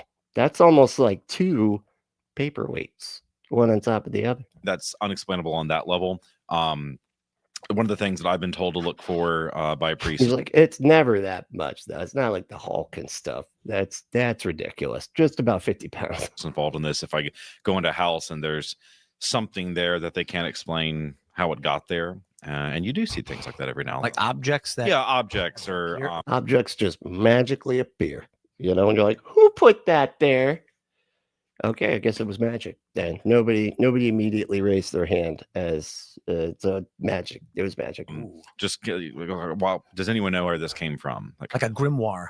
Yeah, something like that. And don't say grimoire, Tim. Okay, just can you not? You sound more stupid when you say words like that. Dan said, "How about a levitating bed while lying on it?" That's pretty good. Yeah, I don't think he's going to say that. It's like, I went into a house 5 or 6 years ago, and a previous assignment, and this woman was concerned that she wanted me to bless the house, and she said the weird things were happening there, and then she wanted me to see this Bible, and I was like, okay, well, let me see the Bible. She opens the Bible, and the Bible's hollowed out, and you can tell that something had been smuggled inside this Bible, and she didn't know where this came from or who it belonged to, and so I took that from her and burned. Most useful Bibles ever, just in existence. Those are the most useful Bibles they got, the kind that have the cuts in it that you can sneak stuff places. Earned it. Wow. Because you'll find weird things like that, or wait, what was it? Smuggled inside this Bible, and she didn't know where this came from or who it belonged to, and so I took that from her and burned it. Wow. You burned it. Okay. Well, did you make sure that's what she wanted you to do? Maybe she was like, hold on, I was going to smuggle some stuff. Okay, well, now he burned it. Okay, well. We'll find weird things like that. Or I was mentioning yesterday when I came in from the airport, just last month, I was asked to go bless a house, a family. So I live in Natchez, Mississippi. It's about 2 hours north of New Orleans. Well, a family from New Orleans bought this old house, and they want to make it an Airbnb. When they were renovating it, they went into the basement and they found this sort of secret room. It's under the front staircase of the house, and awesome. When you go in this room, there's a pentagram on the floor, and you have a table with a crystal ball in the middle, and there's animal bones on the walls. And dude, I remember when I was like, I can't remember now. It was like the first time that I moved out of my house with a roommate, right? And it was this weird. It was another, like, I was in like a slum place before I lived here, but like it was also a slumlord type place, and it was really weird. It was just like a single room, right? But it had like, the kitchen and stuff was like technically kind of on the end, sort of. There was a counter there, no stove, no anything like that, just like a room, very, very small. And there was another room on the back, on like right behind ours, right? And there was like these new people that moved in, and I remember like saying hi to them or something like that, because it's like connected by like a courtyard and stuff. So we're gonna have to interact with these people. And so can't remember what it was. I think we were just telling them like where the clothes washer was, and stuff like that. But and we remember seeing on the back wall, they had a carpet, like one of them really nice big like carpets that usually go in the middle of a room or whatever, and it had a pentagram on it. And I remember that scared the shit out of me. And I swear I would like hear so ever since that happened, and I saw it there. Nothing happened. These people had been there for like, I don't know, maybe about a month or something before we actually had a chance to like say hi to them and see it. Nothing happened prior to that. But as soon as I saw that there was a pentagram on the wall, well, weird stuff starts happening, because witches live next door now. And I'm like hearing monster voices and stuff, whatever, just like little things that I'm like confirming my bias, freaking myself out. And it's always, of course, just shit you can barely hear, barely see, barely whatever. But I'm turning it into stuff. I'm making it into demons, but it just reminds me of that because, like, there was a pentagram. That was what freaked me out about it. And you always see that in the movies too. Somebody moves a carpet and they're like, oh, there's a Chuck pentagram right there on the floor. And yeah, so it's just funny how that works. I've had like kind of an experience with that sort of. And so I took all of that and got rid of it all. And then they asked me, what should I do with this room? And I said, I don't think you do anything with this room. You burn the room. You got a match? You got a match? You might want to step out of this room. Just this room. Yeah, no, it'll be all right. We'll it'll be a controlled fire. Keep it here. But yeah, so you're seeing that kind of thing now. And and the thing is when people learn about it, right? They may not think it's cool, but they think it's interesting, right? And so people can get not cool, but interesting. Yeah. I mean, you're literally talking about magical powers and stuff, dude. And let me just say, the demonic, satanic, magical powers, way cooler than the Christian ones, dude. Like the Christian magical powers suck. They're stupid. They're like, so what? I was like, oh, you get what? You could speak in tongues. You could in other words, you could go blah blah blah, blah and that's it. But it means something though. Okay, it's a magical blah blah blah. So you can do that. Supposedly you can heal people, right? You could see the future, but only in like a cryptic, metaphorical kind of like 7-headed dragons kind of way that it's kind of useless for the most part. A lot of boring magical powers for the Christians there. Obsessive about it, and that will lead you down a path where now it's no longer just interesting. Now it does become cool. And Well, walking on water, stand still. He said, walking on water is overrated. If walking on water was actually one of the magical powers that you get for being a Christian, that would actually be something. I feel like you could at least do something with that. But no, that's just something Jesus did. Okay, just that one time. That's not a power that you get. It's no. You get stupid powers, like I said, just speaking in a nonsense language. Have you witnessed people speaking languages they shouldn't know how to speak? So I haven't witnessed a lot. Okay, I'm sorry. So I guess demons do the same thing, pretty much. Jesus. Warren Fruit said, the pentacle, the pentacle. Pentagram and Pentaking are universal symbols. In Christian mythicism, they represent the divine crown, the divine knowledge, and Jesus as king. The pentagram does? The pentagram, what did you say? The pentagram, pentacle, pentagram, and Pentaking. What about the heartogram? Have you seen that one? From that band, Him, who has some kind of loose affiliation with the band CKY, which has some sort of a loose affiliation with the guy Bam Margera, who has some kind of a loose affiliation with the show Jackass, which has some kind of a loose affiliation. I'm done. That's it. That was the whole line right there. What are we talking about? I forgot. Kevin. You want to catch me up as to what I was saying? You're not even listening. Of course you would. God damn it, Kevin. Phenomenon. I said I've seen some things that I thought were weird enough that I wanted to let the bishop know about it. Filbert. Oh, well, I got something weird enough for you right here, buddy. His name's Phil. What's up, Phil? You doing? What are you doing? You weird enough to raise some concern from this this bald priest guy? That kind of thing. Trying to think of a good example of something. I've seen Supernatural. So Yeah, I mean, I've seen. It's like trying to think of an example of. I'm drawing a blank. This is no. I had something that was really. No, it's gone. It's gone. I lost it. I'm just. Can we go around the horn? Just come back to me. But yeah, good. I'll think of it by the time we get back to me. Maybe face tattoo. Let face tattoo talk about his experiences for a second. I've experienced supernatural things, but when I was involved with this movie recently, someone had asked in an interview, are you involved? Are you an exorcist yourself? And I said, my desire for that job is in the negatives.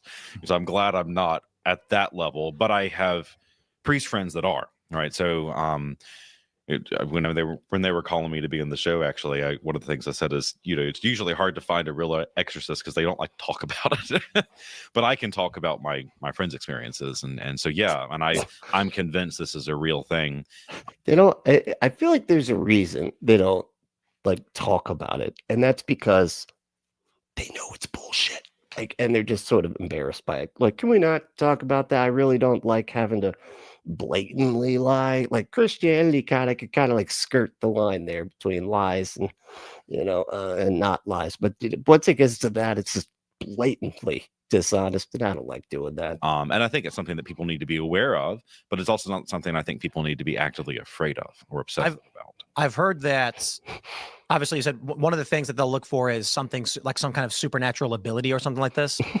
And there are stories, I believe they're more rare, but Yeah, it's funny you said that, Bob Larson. That was exactly who I was about to bring up, and he was like, because it's like, hey, actual exorcists don't really like to talk about it, and Bob Larson's like, well, I'm an exception, okay, mainly because I get too drunk all the time, and then my tongue just gets loosened up. Now he's wasted constantly, right? Am I the only one that's picking that up? That he's drunk? He's drunk, right? Like always. It could be like 9 a.m. He's doing an exorcist. The power of Christ compels you. Yeah, I jinx a bit. Okay. I had a little bit of jinx last night. All right. But there are exorcists and witnesses who say they've seen weird things like levitation or things like that. Is that real? Yeah, I mean, I've heard of things like that. Most of the time, like I said, when I'm seeing this more, you've heard of it, but you haven't seen it. You're the exorcist here, dude. Well, you say, look, I've heard about that from the exorcist. Not a guy that I know, but an exorcist friend of mine knows another exorcist whose mailman's brother's nephew's sister's friend had heard that they were putting kitty litter in the elementary schools, and that's not what you were asking about. Well, that's okay, but that too. It's knowledge of something else. It's they have additional strength, or their voice is different. Things that could be identifiable as signs of a mental illness, but then when they're tested by a psychologist, the psychologist determines that there is no mental illness there. No, they tested. Yeah, once we do a blood test on the mental illness there, and it comes back negative. So then we're like, oh, demons. That it's got to be demons, because the psychologist tested him. I started thinking about this because in the past several years, like especially since COVID, there are people that I've known my whole life that it seems like within the span of a week, their personalities flipped. They speak differently, they behave differently, and they're behaving in ways I would describe as evil. And it's shocked me. And maybe, for those that are out there that are more secular, agnostic, atheist, or whatever, I don't know what you want to call it or how you explain it. Is he talking about just somebody not being right-wing anymore? I've seen people stop being right-wing idiots and actually move their position I want to call it evil. I think that's the right word to describe it, is not right way evil. That's how you describe anything other than far right extremism. I will literally say there are people that I've known my whole life that I consider to be really good friends that will send me a message being like, "How have you been? Haven't seen you in a while. You know, hit me up when you're back in town."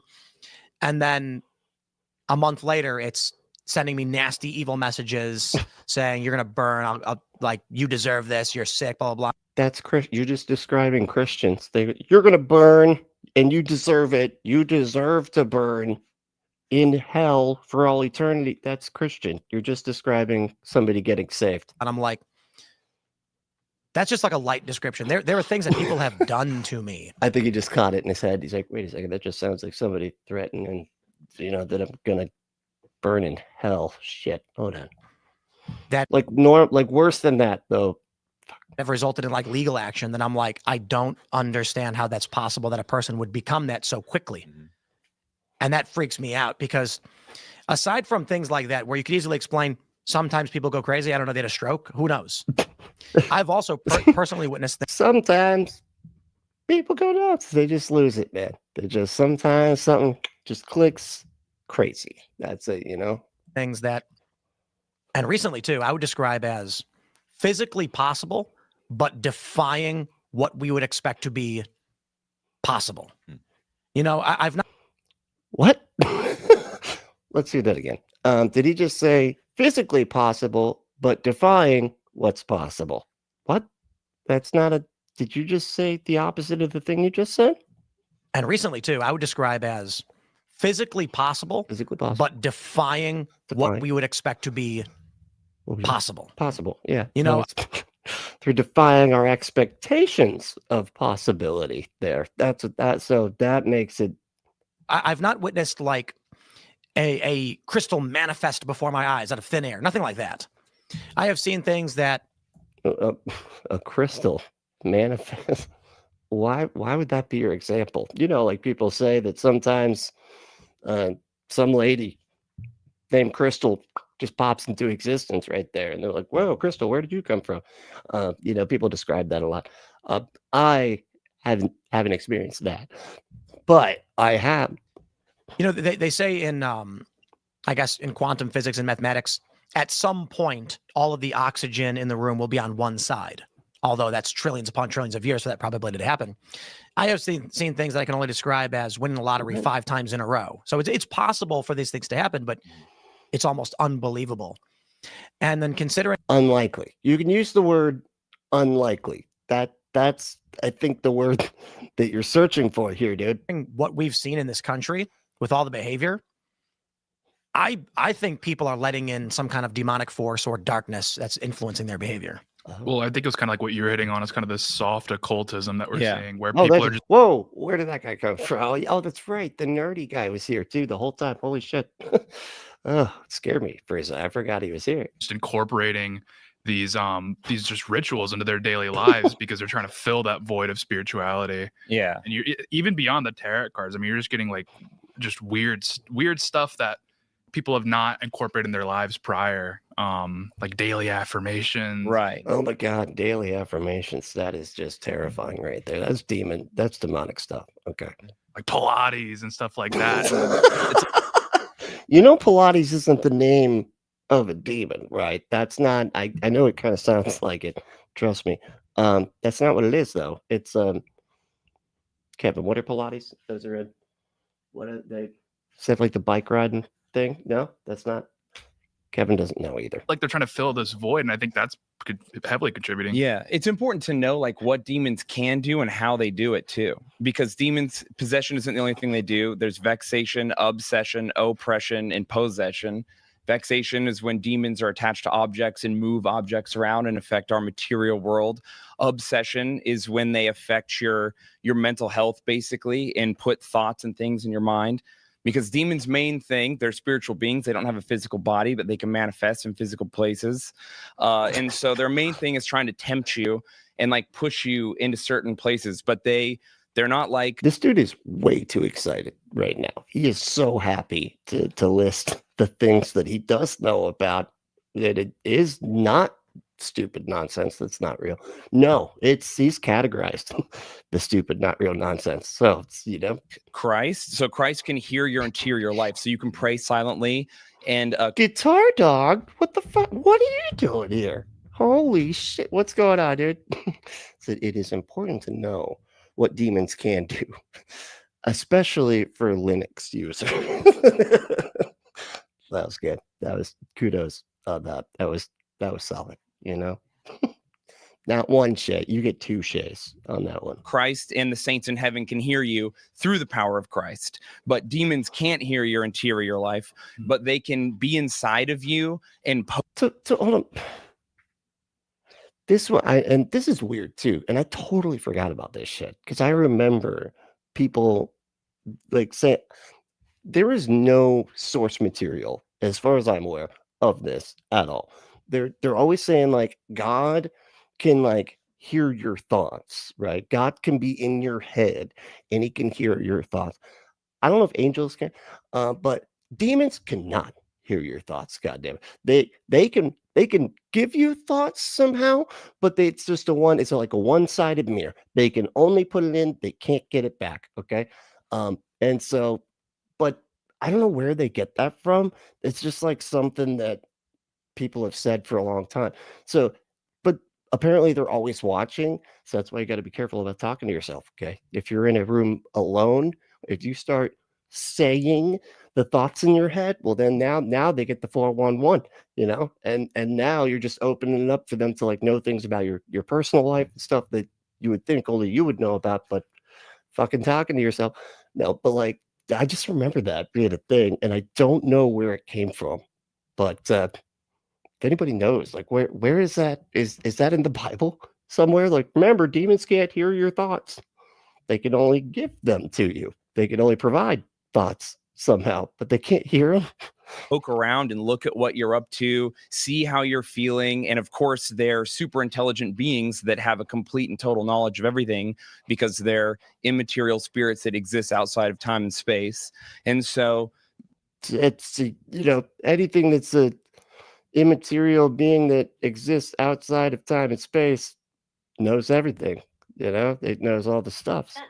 Just by watching how you're acting, they can kind of guess on what you're feeling and how to. Philosophy and religion, What a the fuck? transcendent being, like God in many traditions, is thought to I exist didn't beyond ask the you. physical universe and the Please limits of stop. ordinary I didn't. experience. Kevin, can you fucking what? What is up with? How did you even get it together, Kevin? All right. Push you and tempt you. Unbelievable. And so the idea is that they watch what you're doing and they try to like push you towards certain things. The more you sin, of course, in the Catholic Church, we believe the more you sin, the more sin darkens your intellect. So the more you sin, the dumber you get. The most evil thing you've ever done, that time you cheated on that girl you loved. The more you sin, the dumber you get. It dims your intellect. You become really fucking stupid the more that you sin. Okay. Well, I guess that makes my situation make a lot more sense. Just wondering what was up with the steep decline there. And you're like, who was Thought it was maybe I was getting dementia or something. No, it's the sinning. It's the sinning. that? I don't even know who I was. Why did I do that? Like, you literally don't know why you betrayed your friend or did some of the worst things you can imagine. That's sin darkening your intellect. That's you becoming basically drunk on stupidity from sin, and demons push you into that space. And the dumber you get, the easily they can manipulate. I thought he was saying like dimmer, like your intellect becomes more dark. And I was joking based on that misinterpretation there. No, he actually did say dumber. Like, he's actually saying that you do get stupid if you sin. Fucking what? Are you serious? Ever said, I don't think demons can do any of that. Well, I don't know. Non-existent stuff can do anything, It's they can do pretty much all the stuff, as long as you just decide. Warfare said, it's the demons. Christian said, good thing sin isn't real. And you're right, it's not. You, and then they push you towards behaviors where you betray your friends weirdly or do crazy things. Why? why did you just point to him? And he's like you, but betraying your friend, but like weirdly. What the fuck was that? Hold on. And the dumber you get, the easily they can manipulate you. And then they push you towards behaviors where you betray your friends weirdly or do crazy things. See, you like pointed to somebody, like you, right? You know, when it's like when that friend betrayed you, and they were weird about it. That was a demon. Why? What? Why did they do that? Yeah. The ruin of souls. Yeah. But what, like, is it to get you damned, to destroy God's Well, creation? the enemy is a punk, right? And I Hey, let's oh wait, no, actually I'm fine. I'm fine being your guys' enemy. Go ahead. Never mind. use that line a lot. I withdraw my objection. Right. So one, right, he's not a demigod. And I think you made a very good point here. Well, hold on now. I mean, now I feel like you're saying stuff that I don't really that I am objecting to. I could be a demigod. You don't know. Yeah. So Satan is not reading your thoughts, right? He's not Yeah. like God. Your right? interior life is See, there it is again. See, Satan is not reading your thoughts. He's not. Only gods can do that. unavailable Yeah. to demons and Satan. He's just What? extraordinary, right? He's Wait. not a demigod. And I think you made a very good point here. Right? Yeah. So Satan is not reading your thoughts, right? He's not Yeah. like God. Your right? interior life He's- is unavailable Yeah. to demons and Satan. He's just extraordinary. Your interior life is unavailable to demons and Satan. Extraordinarily observant, right? But he already knows that he's lost. And Jesus so Christ. what he does essentially, right, is John, what's up, dude? How's it going, man? Oh, I pushed the wrong button. Sorry. God damn it, John. I blame you. I blame Kevin. Why did you make John do that? trying, I guess, to lessen the weight of his defeat by trying to bring all these people down with him, you know. And that's why I say he's like a punk, right? It's the kid who lost the game, so he wants to ruin it for everyone else. Mhm. That's Misery who loves company. Hey, it's bullshit. Okay, look, no, everybody else is cheating. Okay, this is bull. I wasn't trying to ruin it for everybody. Okay, it's just y'all were cheating. All right, and that's why I put the Don soap all over the basketball court. Oh man, everybody was slipping and slap, but I was not. It was just to get rid of the cheating. Okay, not the stuff that he's saying. Yeah, that's the enemy. Yeah. And then demons can affect your sensorium, so they can like. Oh, they affect your sensorium. Shit. Where did I leave my sensorium? I think I'm gonna have to put it back inside. Maybe like chain it up. You know, maybe a combination lock or some sort. You know, I don't want to mess with it. You know, affect the way you see things or whatever. And so that's why like, oh, what's that thing in the corner of my eye, or what's that creepy feeling? And then they push you towards that. And then a demon. It's a demon. That's what that's the answer to both those questions. they make you confused because sometimes you did just see a speck in the corner of your eye. Sometimes though, you're like, I know. I love that they're like, I love they have to do this too, where they're like, sometimes, okay, it is just a product of your brain, you know, doing what brains do. Thinking they see stuff or whatever, you know, sometimes your brain's misfire, you know, but other times it's a fucking demon. So, you know, be on the lookout for that, even though there's no way to tell the difference, but that's sort of the point. Fact, I just saw a guy in the corner of my eye and I feel like I'm not alone, like I'm creeped out, but they keep you unaware, scared and confused. That's like the game. That's the shell game they play. And the keep you unaware. Wait, did he say unaware? Creeped out, but they keep you unaware. They keep you unaware of the thing that you're afraid of, but creeped out. What? Scared. Wouldn't you be aware? Okay, never mind. God damn it, stupid. And confused. That's like the game. That's the shell game they play. And the end result of all of this for the people who go down that path or influence, it's what, damnation or? I love that too. Yeah, Guitar Dog's like, he's an expert at the non-existent stuff. You know, it's just like that. The guy that's an expert on leprechauns, right? You know, he's really, he knows all the different kinds, right? He knows what they're capable of, and more importantly, what leprechauns are not capable of. And turns out they actually can read your thoughts. So yeah, that's yeah, I know I didn't see that one coming either. Yeah, I mean, if they're influenced, not that they're losing the life of grace. That's why you got to but if you picture the leprechaun naked, when they are trying to trick you and stuff, it really distracts them. They're like, hey, stop that. Hoity-toity. Stop looking at me naked. Right. And that they're led into Turns into Raycom for some reason. I don't know why. a sinful life. And yeah, I mean, that's his goal. But the enemy, right, he's crafty and he's a master of deceit. You know, a lot of times when we see situations of oppression and possession, the person who's actually experiencing this is not always the target.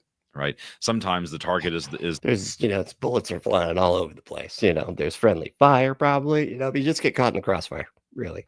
The priest who's involved. Right. So I mentioned in the car on the way over here that we were listening to a recording of an exorcism recently. Some priests were, and this particular. And I really like this one part where the scream just hits this zenith. Right. And it's all, anyway, we listen to it over and over again. It's pretty cool. Rock out to it sometimes, you know what I mean? Instance, the priest was trying to ascertain the demon's purpose. And so he kept asking, why are you here? That kind of thing. And the demon sort of began to repeat over and over again. Well, if you get the priest, you get the mass. And if you get the mass, you get the souls, right? And there's so many souls. So it's, I love that the demons just start repeating them. Just to play the mirror game, just to irritate the hell out of the priest. Like, stop copying what I'm saying. No, don't say what I just. Stop. I'm just not going to say stuff if you. I'm serious. This is getting really annoying.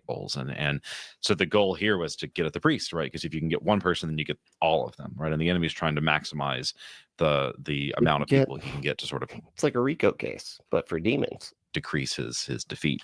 And so so the end game ultimately, right, is the enemy wants all of us, right? And so he's going to go for the most influential person, right? He's going to go for the person to get the most people with him. He's not going to look for the small victory, right? He's trying to look for the big one. Is there a where was that? They are who are they? The demons? Other people? It sounds like you were just demonizing real humans because they don't agree with you. Oh, they do that a lot.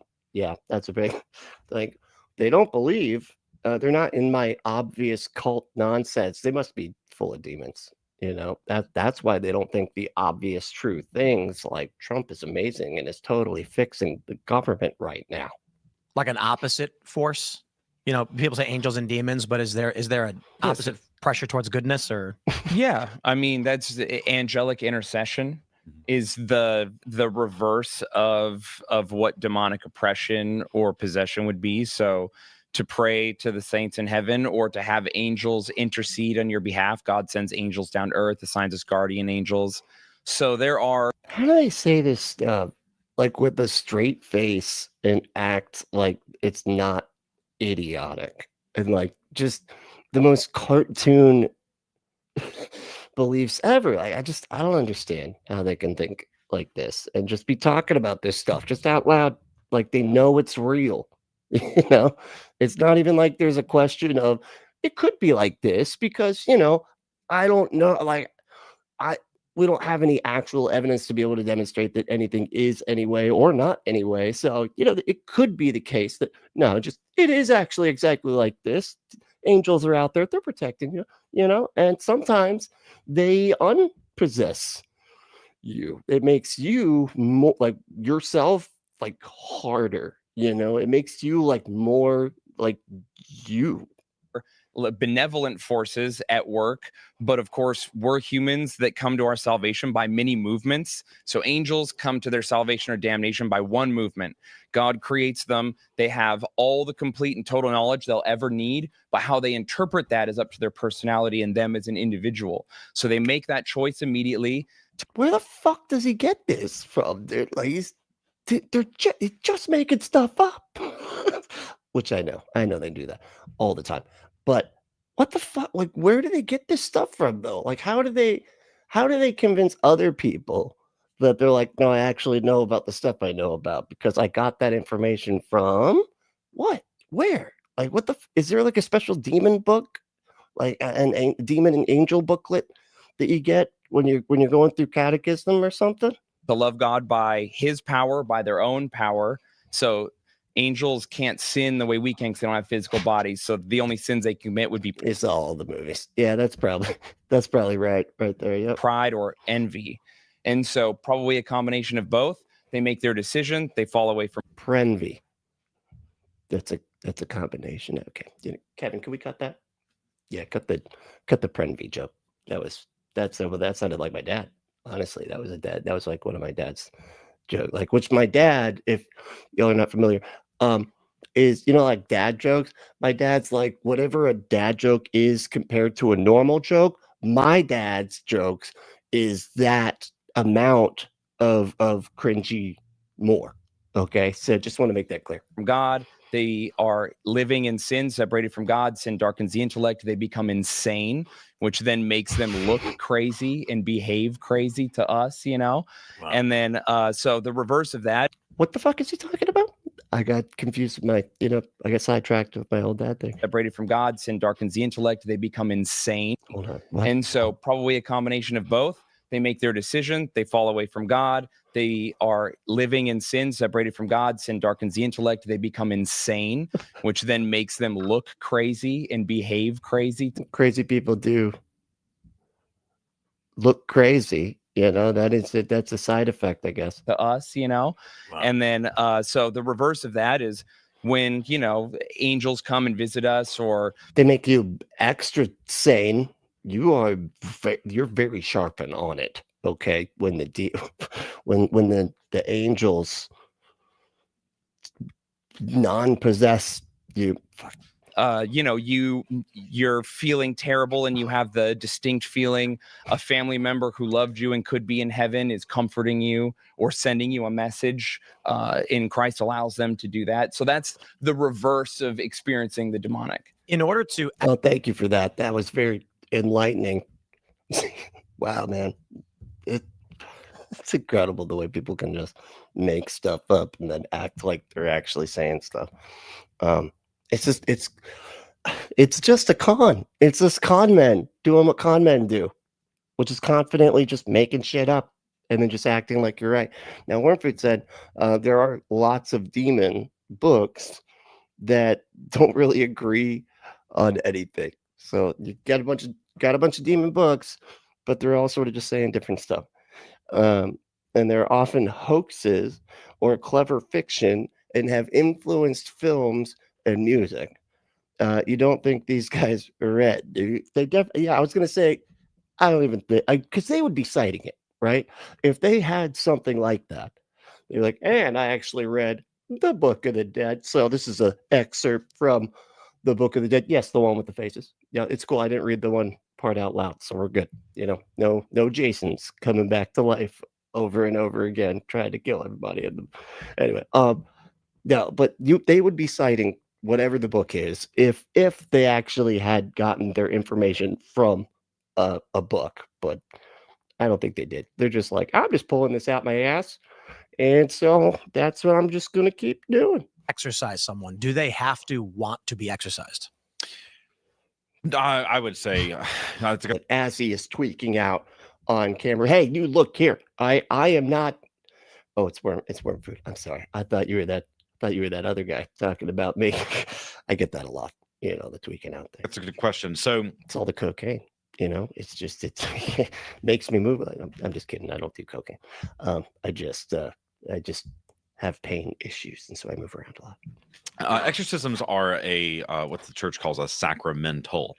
So I can make this distinction in order to call it a sacramental, like you're mental. Yeah, it's pretty clever. I came up with that myself. Actually thinking about having t-shirts made, so could be pretty cool. Make this explanation. So there's 7 sacraments within the church, and the church teaches that the sacraments always are effective if they're done properly. Sacramentals are effective if someone is properly disposed to receive them. All right. So I would argue that the person being exercised, that they interiorly are desiring holiness and sanctity, and they're desiring deliverance, even if the forces that are also within them are not. Right. Obviously, the enemy doesn't want that to happen. Obviously, I mean, But it's not a case of I'm going to strap someone down and exercise them, that kind of thing. It's not going to work. You could do that with oh man. And if you want to be strapped down and sexercised, just go to oh my god, we don't have it. But go to my merch shop, or something. I need to get a panel for my merch. But we do have a new line that like two of the 3 designs were rejected. They were too explicit, but like my design somehow managed to survive the onslaught of not allowing our designs to go to production. But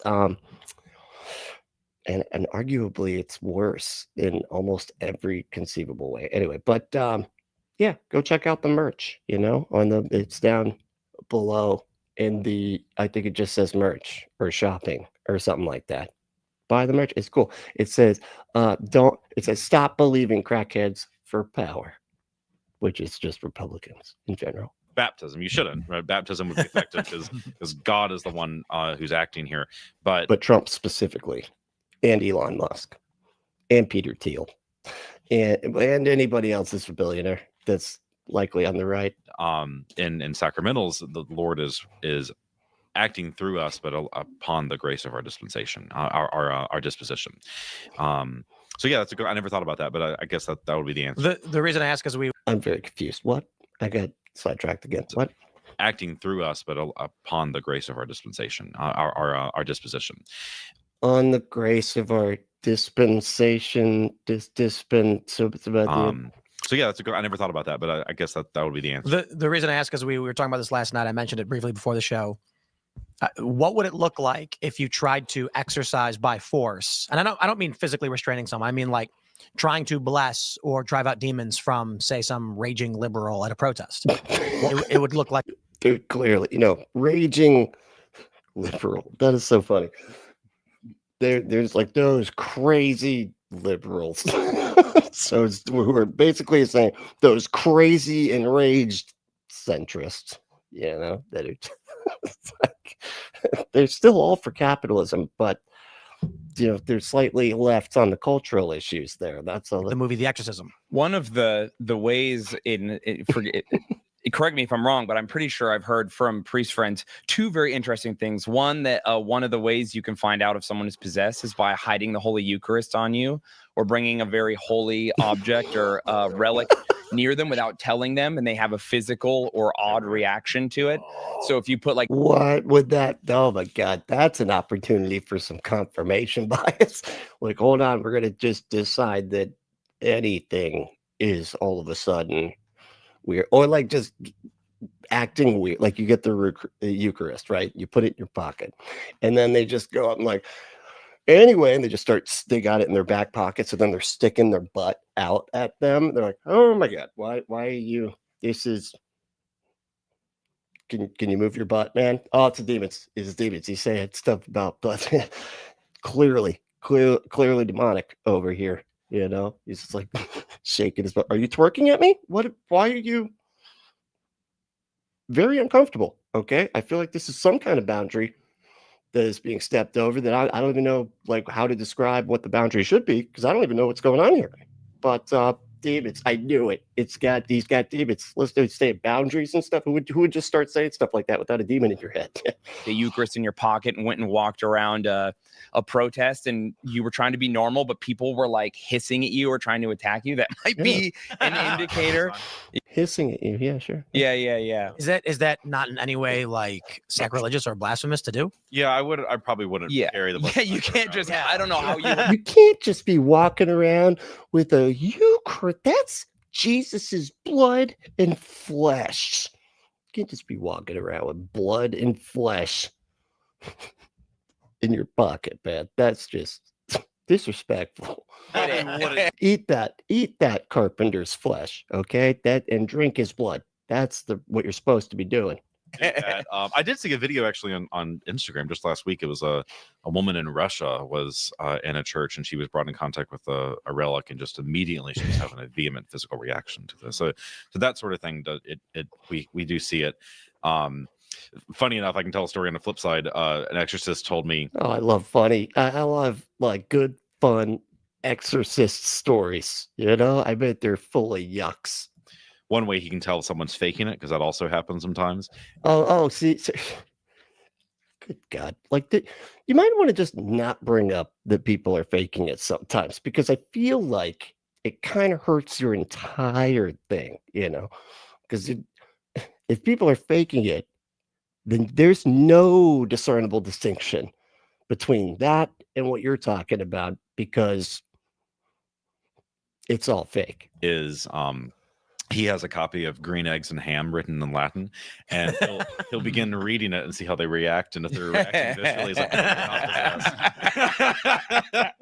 How do you write Green Eggs and Ham? That was good. That's a good, that, you know, that is a control right there. That's what in science experimentation we call a control, right? That's incredible. Well, because you see these videos on Instagram a lot, specifically out of like Africa, and Oh my God, who is this? Whew, I keep forgetting. This guy scares me. He just keeps popping out of nowhere with just saying stuff every like 30 fucking minutes. How does this guy just sit there saying nothing while everybody else is talking? Jesus. and it'll be a guy just going, "Boah, boah," and then people are flying backwards and that sort of thing, and you see that, and you're like, something's missing here. There's a little bit of performativeness to this. Yeah, it's strange. I mean, Are you talking about the pastors that do that? Because you do get that. They're like, and the spirit will knock you down, and like you see like a couple of the couple of people that didn't like get the fucking memo. They're like, hey, when he does that, we're all supposed to fall back, and you got the one guy looking at his phone. The fuck is it? Oh yeah, oh, like fall back like after everybody. turn, but is that it's actually a spiritual gift to come in contact with a demon or the devil in the long term, because you are having a situation where you're confronting evil directly and experiencing it in such a way that it galvanizes your faith forever. Wow. Whereas like that's why people who reject God or whatever, like, I've never seen a ghost, I want to see it, I want to have an experience, but I just can't have one. Why would the devil do anything to you? He already won. Yeah. You're gone. Oh, that's why us skeptics can't see ghosts. It's because the devil's already won. When we decided to have a standard of epistemology, devil's like, you're good, got that guy, don't need to show him any ghosts. That'll teach him. I only show ghosts to the people that already believe in them. Jesus Christ. He doesn't need you. He's not going to galvanize your faith. He's not going to make you feel like things are real. He's going to leave you in your lane to keep sinning. He's not going to make you feel like things are real? Was that like a Freudian slip? He already won. You're gone. He doesn't need you. He's not going to galvanize your faith. He's not going to make you feel like things are real. He's going to leave you in your lane to keep sinning. So that means it's not real, because never mind. And the enemy also, he doesn't Jesus. want his presence to be known. Exactly. Because that foils his plan, right? So, he's not going to go around and have people start doing things that are going to, allow him to, be manifest to someone, right? I mean, he wants to hide that. Yeah. I think for a lot of Then why possess anybody ever? If he doesn't want people to know he's there, why would he ever come out then?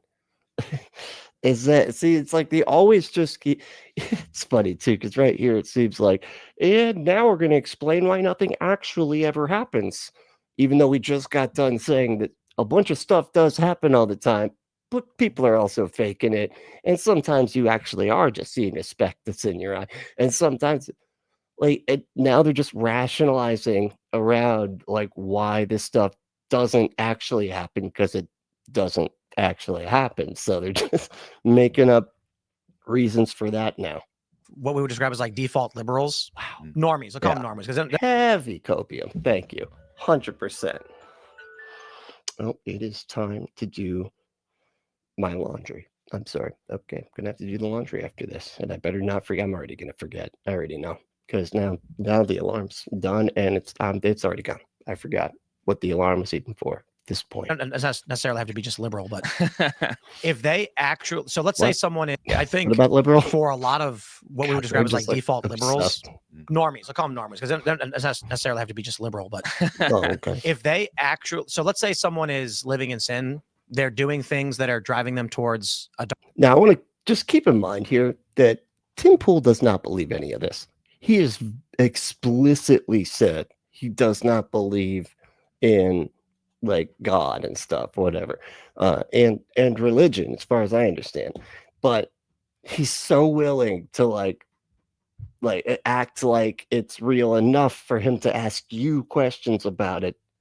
But he's like said in the past that he doesn't believe, like he'll believe in like ghosts and stuff. But as far as like demons and shit, I'm pretty sure I've heard him say that stuff's not real. darkness. I think there's a good amount of people that if they actually saw the demon manifest before their eyes, they'd turn around immediately. I think deception is required to push people towards darkness because I think people actually understand that if a demon is trying to entice you to do bad things, it's going to be bad for you. And so there's a deception and no, what you're doing is good. You're the good guy. Trust me. Keep doing what you're doing. Yeah, you also like I used to. Fucking what, man? What? Again, it seems like he's trying to help them out as far as a rationalization as to like why stuff never, because it requires people to not believe in it. Because what it seems like that's what he was trying to do, because they're just everybody's on a kick of just rationalizing why nobody will ever see any demons anywhere at all, anytime, ever. But yeah, here's the reasons why. It's going to be bad for you. And so there's a deception and no, what you're doing is good. You're the good guy. Trust me. Keep doing what you're doing. What's up, Skull Drape? How we doing? Yeah, he's the beanie guy. Yep, that's him. He has like another little face on his head right here. I saw that in an animation. There's a little face on his head.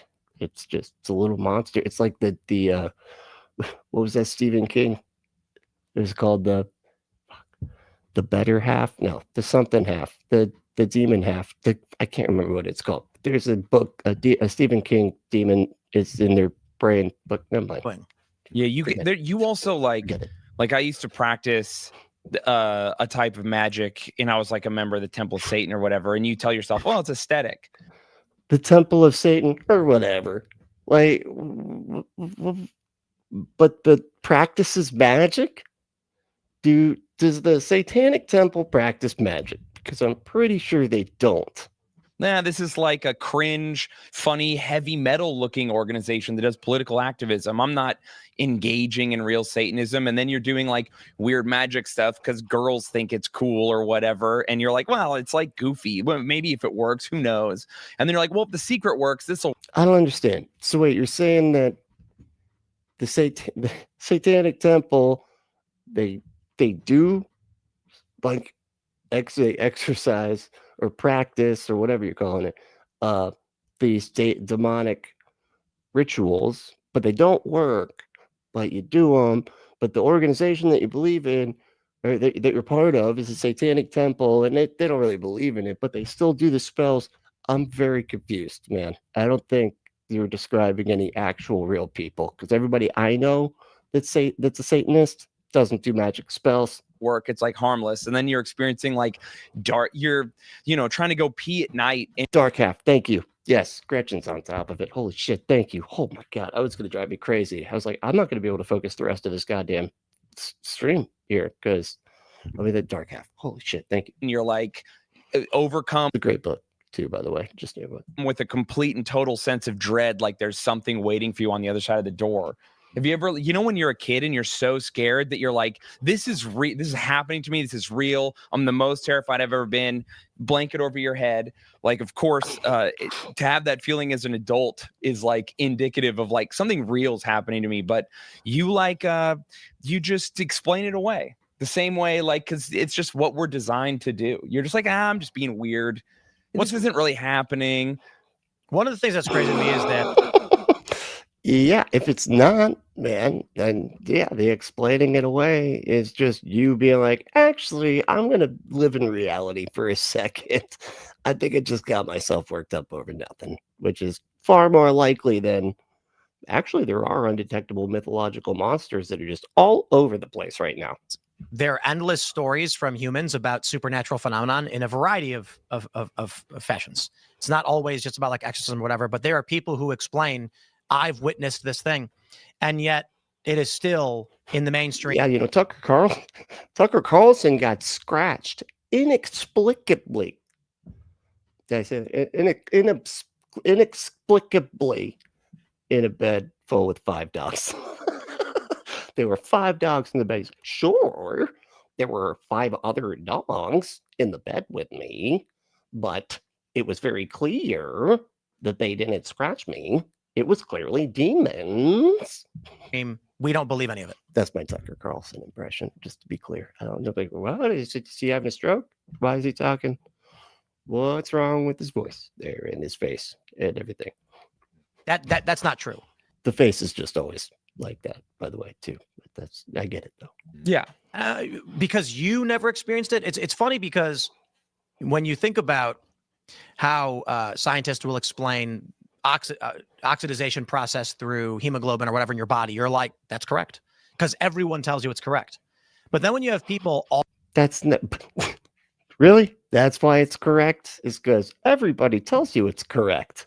That's why the science of oxygen is actually correct, because people just say it is. That's how you know science is true. All tell you stories of, I have witnessed something.